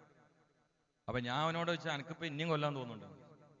ഇല്ല അങ്ങനെയല്ല. അപ്പൊ പിന്നെ അമ്മായിക്കാക്കാണ് കൂടുതൽ. അയാൾ പറഞ്ഞു പിടിച്ചോടുന്നാണ്, നിങ്ങളെ മജ്‌ലിസിൽ എത്തിയതാണ്. അപ്പൊ ഞാൻ ഇവനെ ഇങ്ങനെ പിടിച്ച് അന്വേഷിച്ചു പോകുമ്പോ കൊറോണ കാലത്ത് ഇവന് സിനിമ അഭിനയിക്കണം. അപ്പൊ ഇവൻ ഇങ്ങനെ വെടിവെക്കുക എന്നുള്ളതാണ് ഇവന്റെ രംഗം. ഇത് നമ്മൾ നല്ല മനസ്സിലാക്കണം. ലഹരിയെ കുറിച്ച് പറഞ്ഞു. അതിനേക്കാൾ അതുപോലെ കുട്ടികൾ പഴക്കുന്ന, കുട്ടികൾ ക്രൂരനാകുന്ന, കശ്മലനാകുന്ന, മനുഷ്യ കാട്ടാളനാകുന്ന, മനുഷ്യരൂപത്തിലുള്ള കടുവ, പുലി, സിംഹം, ഇതൊക്കെ അല്ലെന്ന് പറയലുള്ളത്. അതിന് കാരണം ഞാൻ പറയണത്, ഈ കുട്ടി ഇങ്ങനെ ഈ വെടിവെക്കുന്നതാണ് അഭിനയിക്കുന്നത്. അപ്പൊ അത് ബയോളജി പഠിച്ച ആളുകൾക്കറിയാം, സൈക്കോളജി പഠിച്ച ആളുകൾക്കറിയാം.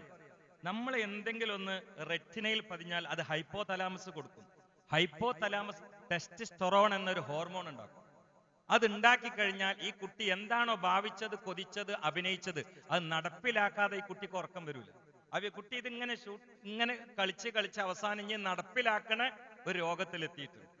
അങ്ങനെ ആളുകളെ കൊല്ലാൻ വേണ്ടി തോക്കും ആയുധങ്ങളും തെരഞ്ഞെടുക്കുന്ന ഈ കുട്ടിയെ മജ്‌ലിസിൽ കൊണ്ടുവന്നപ്പോഴേ ഞാൻ അമ്മായി കാക്കാനോട് പറഞ്ഞു, നിങ്ങളൊരു മദ്ഹൂർ റസൂലിന്റെ മജ്‌ലിസിലുണ്ട്, അതിന് നാളെ വരോണ്ടി എന്ന് പറഞ്ഞ് അവിടെ ഈ കുട്ടി വന്ന് 1 മണിക്കൂർ റസൂലുള്ളാഹിനെ കുറിച്ച് കേട്ടു സല്ലല്ലാഹു അലൈഹി വസല്ലം. അതിന് ഈ കുട്ടിക്ക് വന്ന മനംമാറ്റം ആ കുട്ടിയുടെ വാപ്പിയും കരഞ്ഞോണ്ട് എന്നോട് പറഞ്ഞു. എന്നോട് വെച്ച് എന്ത് മരുന്നാണ് ഉസ്താദ് നിങ്ങൾ കൊടുത്തു വെച്ച്. ഞാൻ പറഞ്ഞു, നല്ലൊരു ലഹരി ഞാൻ കൊടുത്തിട്ടുണ്ട്. ഏതാ ലഹരി? ഹുബ്ബുൻ നബിയ്യി വമദ്ഹുഹു ഖൈറുൽ അമൽ വഅസല്ലിലഹു ബിഹി യുബല്ലിഗുൽ അമൽ. നബി കീർത്തനം ഖൈറായ അമലാണ് സുധി, നിനക്കായി നൽകും നാദനോ അതിനാൽ കൊതി. നബിനായകർ ശുപാർശയും നൽകാൻ മതി, നാളത്തെ ഫൗസ് സലാമത്തും അതിനാൽ വിധി.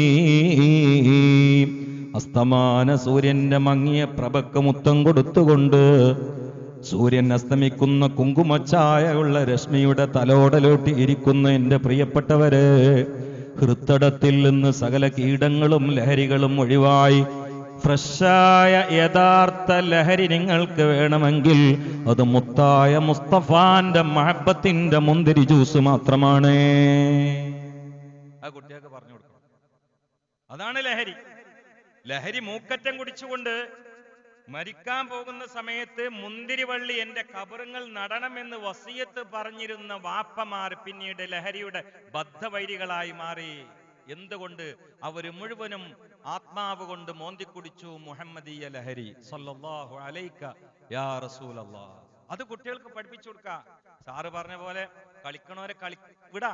ബ്രേക്ക്, പെട്ടെന്നൊരു കാര്യം ബ്രേക്ക് എടുത്ത് പറ, ഹറാമാണോ നോക്കണം, അത്രേ ഉള്ളൂ. ആരാ കളിക്കരുത്? അള്ളാന്റെ റസൂൽ ചില വിനോദങ്ങളിൽ ഏർപ്പെട്ടില്ലേ? വെള്ളത്തിൽ മുങ്ങിക്കളിച്ച മുഹമ്മദ് മുസ്തഫ. ആരായതിനെതിരെ? കളിക്കണം, പക്ഷേ ലഹരിയാക്കരുത്. അങ്ങനെ തന്നെ എപ്പോഴും ഞാൻ പറയുന്നത്. ആ വിഷയത്തിൽ എനിക്ക് വിയോജിപ്പുള്ളൂ. കളി ലഹരി എന്ന് പറയരുത്. ലഹരി എന്ന് പറഞ്ഞാൽ അതിൽ നിന്ന് മാറി നിൽക്കാൻ, അതിന്റെ വേർഡിന്റെ അതിന്റെ മാനന അങ്ങനെയാണ്. ചെറിയ കുട്ടി എന്ന് പറഞ്ഞാൽ എന്താ? ഓക്സ്ഫോർഡ് യൂണിവേഴ്സിറ്റിയില് 2011 മെയ് മാസത്തിൽ ഒരു വലിയ ചർച്ച നടന്നിരുന്നു. 20 രാഷ്ട്രങ്ങളിലുള്ള 57 ശാസ്ത്രജ്ഞന്മാർ കൂടിയിട്ട് വലിയൊരു റിസർച്ച് നടത്തി. എന്താ വിഷയം എന്നറിയോ? ഈ ദൈവിക ബോധം എന്നത് കുഞ്ഞുങ്ങൾക്ക് ചെറുപ്പത്തിലുണ്ടോ എന്ന്. 20 രാഷ്ട്രങ്ങളിൽ നിന്ന് 57 ശാസ്ത്രജ്ഞന്മാർ ഇന്ത്യയുടെ 22,33,00,000 രൂപ ചെലവഴിച്ചുകൊണ്ട് നടത്തിയ പ്രൗഢ പഠനത്തിൽ അവർ പ്രബന്ധം അവതരിപ്പിച്ചത് ലാസ്റ്റ് എന്താ അറിയോ? It is a believe in God, natural to believe in God. എന്റെ ഓർമ്മ ശരിയാണെങ്കിൽ അതാവാ നാച്ചുറൽ ടു ബിലീവ് എന്ന് പറഞ്ഞ വിശ്വാസം, ബിലീവ് ഇൻ ഗോഡ്. കുട്ടിയുടെ പ്രകൃതിയിൽ കുഞ്ഞിക്കാലത്ത് തന്നെ കൊത്തിവെക്കപ്പെട്ടതാണ് അല്ലാഹ് എന്ന ദാഹം. നമ്മുടെ ഭാഷയിൽ പറയാം, കുല്ലു മൗലൂദിൻ യൂലദു അലൽ ഫിത്ര ഫഅബവാഹു യുഹവ്വിദാനിഹി ഔ യുനസ്സിറാനിഹി ഔ യുമജ്ജിസാനിഹി നബിയുനാ മുഹമ്മദ് മുസ്തഫ. ഇത് നമ്മൾ കുഞ്ഞു കാലത്ത് കുട്ടികൾക്ക് ഹബീബിന് പറഞ്ഞു കൊടുക്കുക, നബി സല്ലല്ലാഹു അലൈഹി വസല്ലമയെ കുറിച്ച് പഠിക്കാനുള്ള നല്ല പുസ്തകങ്ങൾ കൊടുക്കുക. ഈ കുട്ടീന്റെ തലേന്ന് പിന്നെ ഒഴിവായി പോവില്ല. ആ കുട്ടി അതിലിങ്ങനെ വളരും മുത്തുനബിന്റെ ആളായിട്ട്. അതുകൊണ്ട് സാറ് പറഞ്ഞ നിഷിദ്ധമായ ലഹരിയിൽ നിന്ന് എന്റെ ഫീൽഡിൽ വെച്ചുകൊണ്ട് ഞാൻ പറയുന്ന ഒറ്റമൂലിക, ഏറ്റവും വലിയ മരുന്ന് കുട്ടികളുടെ ഹൃദയത്തിൽ നമ്മൾ ഈ വികാരം ഉണ്ടാക്കി കൊടുക്കുക. അപ്പൊ എന്റെ ഡ്രൈവർ ഉണ്ട്, കണ്ണൂർക്കാരനാ, ഒന്നും വന്നിട്ടില്ല, നാട്ടിൽ പോയതാണ്. ഞാൻ ഓന്റെ നാട്ടിൽ വളരെ പോയപ്പോ ഓൻ അഴിഞ്ഞു വിട്ട രൂപത്തിൽ ഒരു മോഡേണിസ്റ്റ് ആയിരുന്നു. 2.5 മണിക്കൂർ ഹബീബ നബിയെ കേട്ടതാണ്. അതോടുകൂടി റസൂലുള്ളാന്റെ ആളായി. മാത്രല്ല ഓൻ എന്നോട് കരഞ്ഞു പറഞ്ഞു, ഉസ്താദ് അപ്പൊ എനിക്ക് പെണ്ണില്ല, ഒന്നുമില്ല, അപ്പൊ എന്റെ കൽബ് നിറയെ മുഹമ്മദ് നബിയാണ് സല്ലല്ലാഹു അലൈഹി വസല്ലം. അപ്പൊ നിങ്ങളൊന്ന് എന്നെ മദീനയിൽ എത്തിച്ചേരണമെന്ന് പറഞ്ഞു. നമുക്ക് എത്തിക്കാൻ കഴിയില്ലല്ലോ. ഞാനൊരു സ്വലാത്ത് ഓന് ചൊല്ലാൻ കൊടുത്തു. 1000 പ്രാവശ്യം. എന്റെ കൂടെ ഇവിടേക്ക് വരുന്ന ആളെ ഇന്ന് നാട്ടിൽ പോയതായതുകൊണ്ടാണ് എല്ലാവർക്കും അറിയുന്ന ആളെ മൻസൂർ. അവൻ ആ എണ്ണം ചെല്ലി തീരുന്നതിന് മുമ്പ് മദീനയിൽ നിന്ന് അവനക്ക് വിളി വന്നു, എനിക്ക് ഇവിടെ ജോലിയുണ്ട്, ഇങ്ങോട്ട് വാ. വിസ കിട്ടി, ടിക്കറ്റ് എടുത്ത് മദീനയിൽ പോയി. 5 കൊല്ലത്തോളം മദീന മുനവ്വറയുടെ തൊട്ടടുത്ത് ഒരു അറബിയുടെ പാലസിൽ അവന് ജോലിയാണ്. എത്ര വട്ടം പുന്നാര മുത്തിനെ കിനാവ് കണ്ടു. എന്റെ ഡ്രൈവറാണ് ഇപ്പൊ വന്നത്. കുറച്ചു കാലം എന്റെ കൂടെ അങ്ങനെ ഓടാൻ വേണ്ടിയിട്ട് മാത്രം ലീവ് എടുത്ത് വന്നതാണ്. അപ്പൊ ഏത് കുട്ടികളെയും മാറ്റിമറിക്കാനുള്ള മാസ്മരിക ലഹരിയാണ് മുഹമ്മദ് മുസ്തഫ. إذ جئت طيبة روم زورة قبره فهناك قمت وسم ريان سره أغميت مدهوشا لهيبة قدره حبا وإن كنت المسيء آثيما صلوا عليه وسلموا تسليما. കസ്തൂരിയാം പൂമേനി മണ്ണിൽ വന്നു ഞാൻ, കനകമണിയാം പരിമളം നോകർന്നു ഞാൻ, മുത്തിൻ പവിത്രത ഓർമ്മയിൽ വീതുമ്പി ഞാൻ, മഹബത്തിലായി താളർന്നു ബോധം കെട്ടു ഞാൻ. സല്ലു അലൈഹി വസല്ലിമു തസ്ലീമാ. ലഹരി മാത്രല്ല, ഇന്ന് ലിബറലിസം, എത്തിസം, റാഷലിനിസം. ഈ റാഷലിനിസം എന്ന് പറഞ്ഞാൽ 17-ാം നൂറ്റാണ്ടിൽ വന്നതാണ്. റാഷലിനിസം സ്ഥാപിച്ച ആള് അള്ള ഉണ്ട് എന്ന് സ്ഥിരപ്പെടുത്താനായി കൊണ്ടുവന്നത് യുക്തിവാദം. എത്തിസം എന്ന് പറഞ്ഞാൽ യുക്തിവാദമല്ല, നിരീശ്വരവാദമാണ്. ലിബറൽസ് എന്ന് പറഞ്ഞാൽ ഉദാരവാദമാണ്. പക്ഷെ അതൊക്കെ ഇന്ന് യുക്തിവാദമാണ്. അള്ളാഹു കാത്തിരക്ഷിക്കട്ടെ. മക്കൾ ഇതൊക്കെ ആണ്ട് പൂണ്ട് കിടക്കുകയാണ്. നിസ്കാര ക്യാമ്പുള്ള ഈടെ അടുത്ത് കണ്ണൂര് ചോദ്യം മറുപടിക്കുള്ള അവസരം കൊടുത്ത 500 യുക്തിവാദികൾ അവർക്ക് മറുപടി പറയാൻ വേണ്ടി പോയതാണ്. അവരെല്ലാവരും സാസിലേക്ക് കയറി ചോദ്യം മറുപടിക്കുള്ള അവസരം കൊടുത്ത സംഘാടകർ. അപ്പോ ഈ എത്തിസം ബാധിച്ച ഒരു കുട്ടി ആ നാട്ടിലെ പ്രസിഡന്റിന്റെ മോനാണ്. ആ കുട്ടി എണീറ്റിട്ട് എന്നോട് ചോദിച്ചാൽ അറിയോ, നിങ്ങൾ പറഞ്ഞൊക്കെ ശരിയാണ്, ഈ ലോകം വെറുതെ ഉണ്ടാവില്ല, ഒന്നും പദാർത്ഥത്തിൽ സ്വമേധ ഉണ്ടായിട്ടില്ല. അപ്പൊ ഈ പ്രാപഞ്ചിക പ്രതിഭാസങ്ങളുടെ പിന്നിൽ ഒരു ശക്തി വേണം. വളരെ നല്ല അവതരണം. പക്ഷെ എനിക്ക് ചോദിക്കാനുള്ളത്, അങ്ങനെയാണെങ്കിൽ അള്ളാൻ ഉണ്ടാക്കിയത് ആരാന്ന് ചോദിച്ചേ മഹൽ പ്രസിഡന്റിന് മോനാണ്. ഇതാണ് കാലം. ഞാനതിന് മറുപടിയും കൊടുത്തു, അതിബുദ്ധിപരമായിട്ട് മറുപടി കൊടുത്തു. അതോടുകൂടി ആ കുട്ടിയെ ഒഴിഞ്ഞും ചെയ്തു. ആ കുട്ടി ഇപ്പൊ സംസ്കരിക്കുന്ന ആളായി. അപ്പൊ എവിടെയാണിത് പൊന്തിണ ഈ വിഷം എന്ന് പറയാൻ പറ്റൂല. അതിനൊക്കെ ഈ കീടങ്ങൾ ഒരുക്കാനുള്ള ഒറ്റ മരുന്ന് മുഹമ്മദുർ റസൂലുള്ളാഹ്. ഒരു ചെറിയ ചരിത്രത്തിന്റെ തുണ്ട് ഞാൻ പറയാം. സമയം വൈകിയോ? ഒരു തുണ്ട് ഞാൻ പറയാം. ഈ മരുന്നുകൾ എല്ലാരും കൊടുക്കണം പോരയില്ല. ഇപ്പൊ റബീഉൽ അവ്വലാണ്. അറബിയില് മൗലിദ് മാത്രമല്ല, അത് നടക്കട്ടെ. ആ സദസ്സിൽ ഒരു 10 മിനിറ്റ് മുസ്തഫ നബിയെ കുറിച്ച്. എന്റെ സ്വഭാവം, ഞാൻ ഏത് മൗലിദിന് സദസ്സ് പങ്കെടുത്താലും സമയമുണ്ടെങ്കിൽ അത്ര തേക്കാത്തൊരു മജ്‌ലിസിനായിരിക്കൂല. ഞാൻ എന്തെങ്കിലും കാട്ടിക്കൂട്ട, അതിന്റെ ഇടയിൽ ഒരു ഹദീസ് പറ്റൂല. മുസ്തഫ നബിയുമായി ബന്ധപ്പെട്ട് പ്രധാനപ്പെട്ട അദബാണ്. അപ്പൊ അത്രയൊക്കെ പൂശി സുഗന്ധമൊക്കെ ഉഷാറാക്കി നല്ല മനോഹരമാക്കി എല്ലാവരും ഓതൊക്കെ ഒന്ന് എടുത്ത് എന്നാ എണീച്ചു പോയ വേറൊരു അനുഭവമാണ്. ഒരു സംശയവും വേണ്ട. നിങ്ങള് അല്ല അതല്ല പോവാം. ഞാൻ നിർത്തി മനസ്സിലായി. സംസാരിച്ചും കേട്ടില്ല, അതുകൊണ്ട് പറഞ്ഞല്ല. അല്ല അതുകൊണ്ട് ചോദിച്ചല്ല കേട്ടോ. എല്ലാരും മനസ്സിൽ ഇനി മരുന്നൊന്ന് കുടിച്ചു പോവാ. റെഡി അല്ലേ? ഞാൻ നിർത്തി. 10 മിനിറ്റ് ഇല്ല, 5 മിനിറ്റ് കൊണ്ട് നിർത്തി. പക്ഷെ മനസ്സെല്ലാരും മദീനയിൽ കൊണ്ടുപോവാ. എന്നാ എത്തും. ഞാൻ ഇപ്പൊ ഇടക്കിടക്ക് മദീനക്ക് ഒറ്റക്ക് പോകണ ആളാ. അമീറായിട്ടൊന്നും ഇപ്പൊ പോലെ ആദ്യം പോയിരുന്നു. തോന്നുമ്പോ 2 ദിവസം പോയിക്കും. എന്തൊരു സമാധാനം എന്നാൽ മനുഷ്യന്റെ എല്ലാ ദുനിയാവിനെ നമ്മൾ വിട്ട് പിന്നെ ഹൽക്കിലേക്ക് എന്ന് പറഞ്ഞാൽ ജനങ്ങൾ, മനുഷ്യൻ ഒരു സൃഷ്ടിയിലേക്ക് നമ്മൾ അമിതമായി ബന്ധപ്പെടില്ല. നമ്മുടെ ഹൃദയം മുഴുവനും കര കവിഞ്ഞൊഴുകും മുഹമ്മദുർ റസൂലുള്ളാഹ്. ഫലാലത്ത് എന്ന് പറയുന്ന റസൂലുള്ളാഹിന്റെ സല്ലല്ലാഹു അലൈഹി വസല്ലം ഒരു ബദ്ധവൈരി ഉണ്ടായി. ഒരു ചാൻസ് കിട്ടിയ മുത്തനുവിന്റെ കഴുത്ത് വെട്ടാൻ നടക്കുന്ന ആളാണ്. കഴുത്ത് വെട്ടാൻ നടക്കുന്ന ആളാണ്. ഞാൻ വയലാക്കി പറഞ്ഞില്ല, കുറെ ചെറുപ്പക്കാർ ചവിട്ടില് വേദം കൂടി കേൾക്കാൻ വന്നാണെന്ന് പറഞ്ഞത്. അതുകൊണ്ട് 2 നീട്ടിൽ കിട്ടിയത് അല്ല, ഇവിടെ നീട്ടേണ്ട ഒരു സാഹസല്ല അത്. അള്ളാന്റെ റസൂല് മക്കം ഫത്ത് കഴിഞ്ഞ് ത്വാഫ് ചെയ്തുകൊണ്ടിരിക്കുകയാണ്. അപ്പൊ ഫലാലത്ത് കാമുകിയുമായി സംസാരിച്ചുകൊണ്ടിരിക്കുകയാണ്. കാമുകിയുമായിട്ട് പ്രണയ സല്ലാപം ഒരർത്ഥത്തിൽ രതിക്രിയ നടത്തിക്കൊണ്ടിരിക്കുക. അപ്പോഴാണ് റസൂലുള്ളാഹി സ്വല്ലല്ലാഹു അലൈഹി വസല്ലം ഇങ്ങനെ ത്വാഫ് ചെയ്യുന്ന ഇയാളെ കണ്ണ് പിണ്ണാരെ എങ്ങനെ നോക്കാൻ നിങ്ങൾ.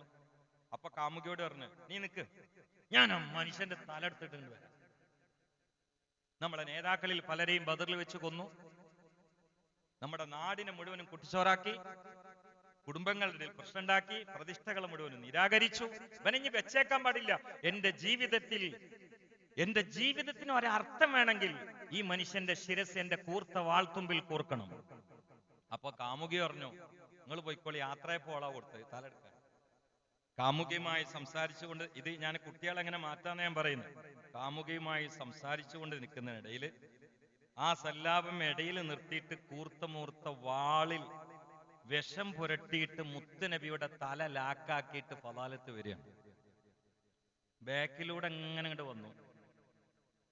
കൊല്ലാൻ നേരത്തെ പെരടിന്റെ അവിടെ എത്തിയപ്പോ കത്തി കണ്ട് എടുക്കാന്നപ്പോ പിന്നിക്ക് തിരിഞ്ഞു നോക്കി മുഹമ്മദ് മുസ്തഫ.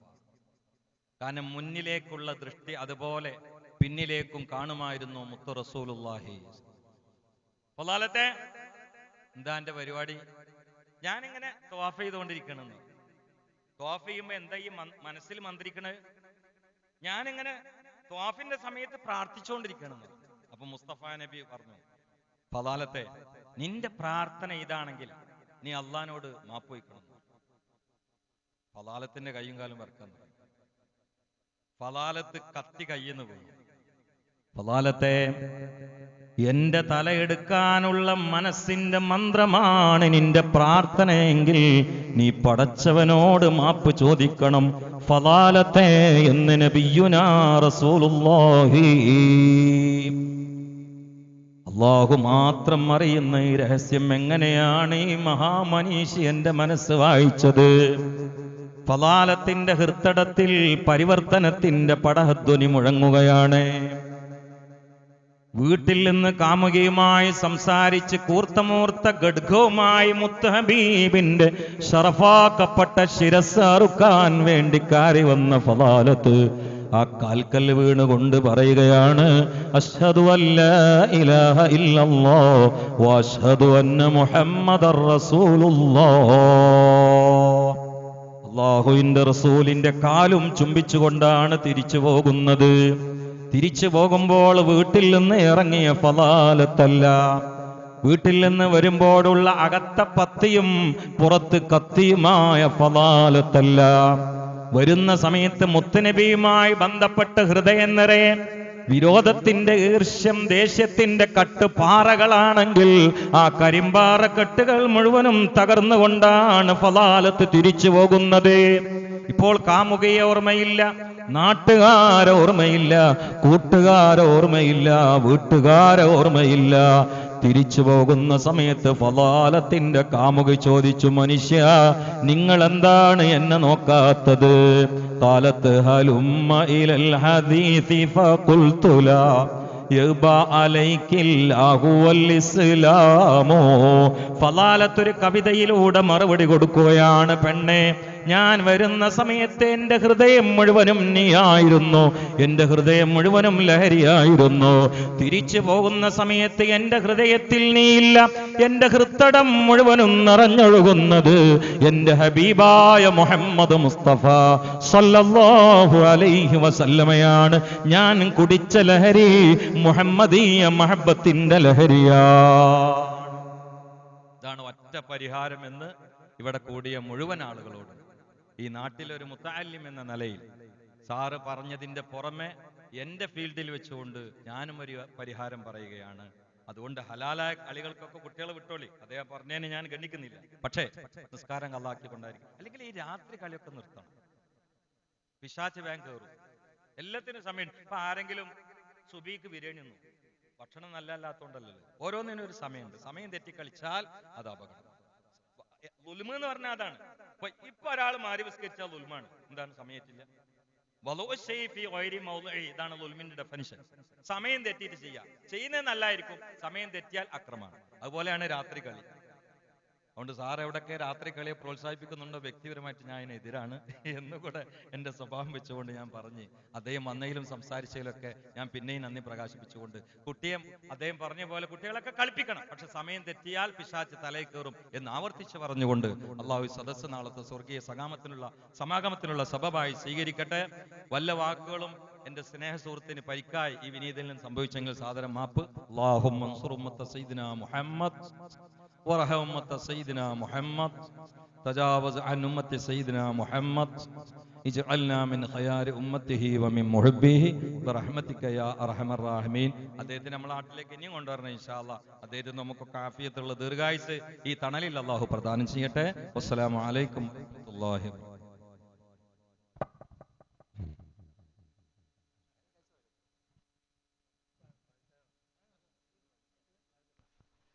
ഈ യോഗത്തിന് നന്ദി പ്രകാശിപ്പിക്കുന്നതിന് വേണ്ടി ബഹുമാനപ്പെട്ട അഷ്റഫ് ഫൈസി ഉസ്താദ് അവരുടെ സാധനം ക്ഷണിച്ചുകൊള്ളു. അസ്സലാമു അലൈക്കും വറഹ്മത്തുള്ളാഹി വബറകാതുഹു.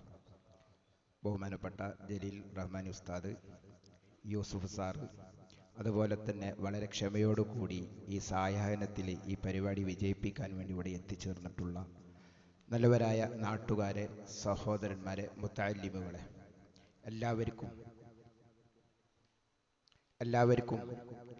ഈ വൈകിയ വേളയിൽ കൂടുതലൊന്നും പറയുന്നില്ല. എല്ലാവർക്കും ഒറ്റ വാക്കിൽ നന്ദി രേഖപ്പെടുത്തിക്കൊണ്ട് നമ്മുടെ ഈ സംഗമം ഇവിടെ അവസാനിപ്പിച്ചതായി അറിയിക്കുന്നു. സല്ലല്ലാഹു അലാ മുഹമ്മദ് സല്ലല്ലാഹു അലൈഹി വസല്ലം.